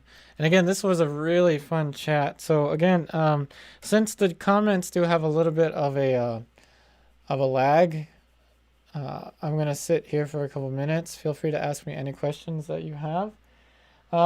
Did I attend an atelier? Hey, Christian Shalos. Hopefully I can pronounce your name properly. Did I attend an atelier? I went to the school I was mentioning, Studio Incominati, which is a classical or contemporary realist classical style school. I also went to a school called Zoll Studio in Baltimore, Maryland, Timonium, Maryland, and that's where I studied with Paulden Hamilton. I should be writing this down. I'm going to write down his name. Paulden Hamilton is one of the teachers that I studied with the most here in the Maryland area.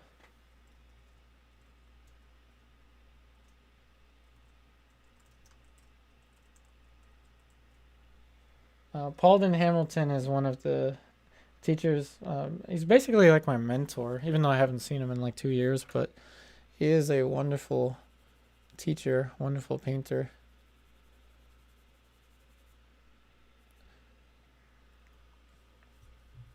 Oh yeah, the Verdaccio is a green. All right, so I'm going to turn the painting surface over so you can see it with without the distortion, the camera distortion. So as I'm turning it over, I'm going to ask if there are any last questions, because I think we're pretty much done with this stage.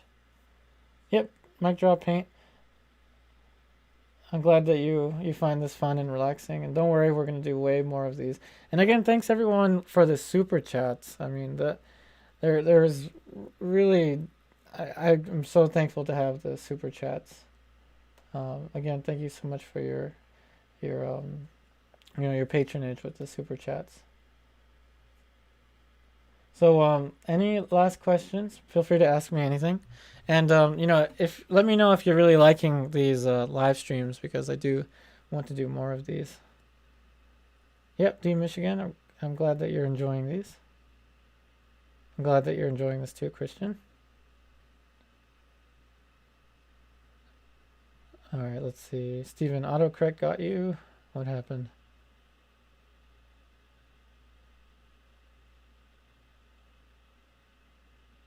Oh yeah, for the painting method. Yeah, autocorrect does kind of get it. Dondo, what's up? I'm glad you have been watching.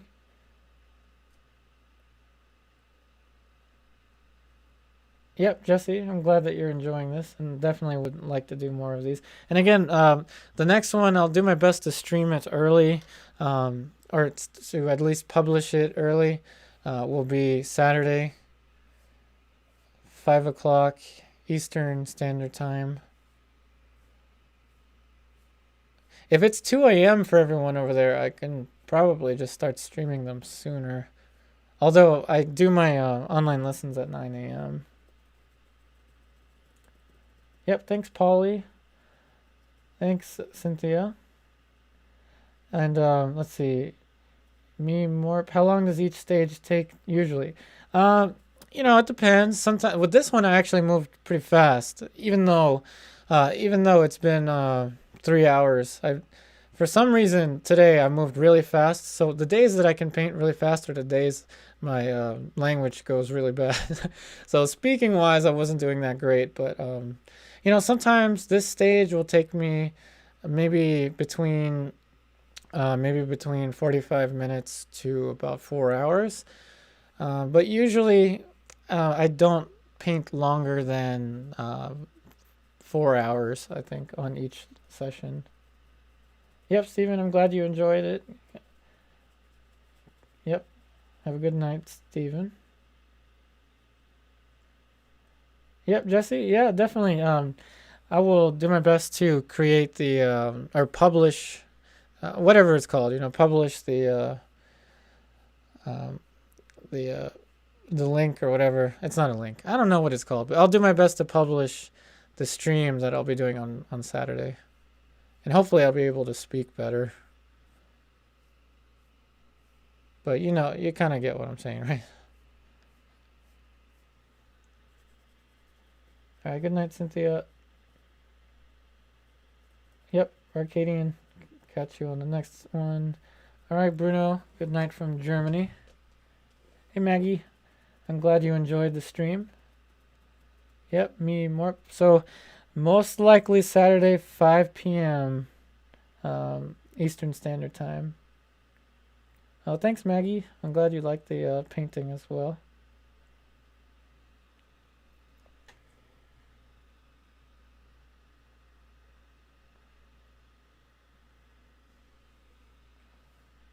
Alrighty, everyone. So now I think it's been a good couple minutes. So I'm going to go ahead and sign out. And before I sign out, I want to say thank you all so much for viewing the live stream.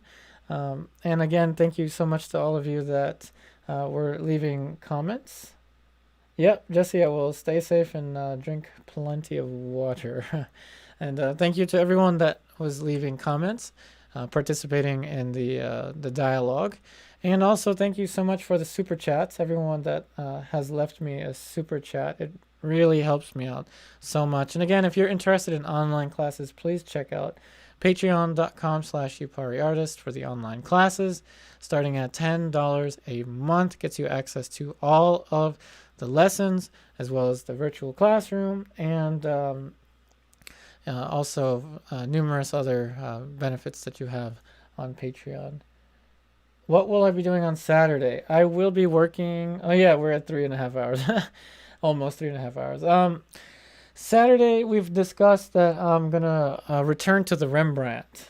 Yes, return to the Rembrandt that we started some time ago. Yep, power, courage, and wisdom. Stay safe, everyone.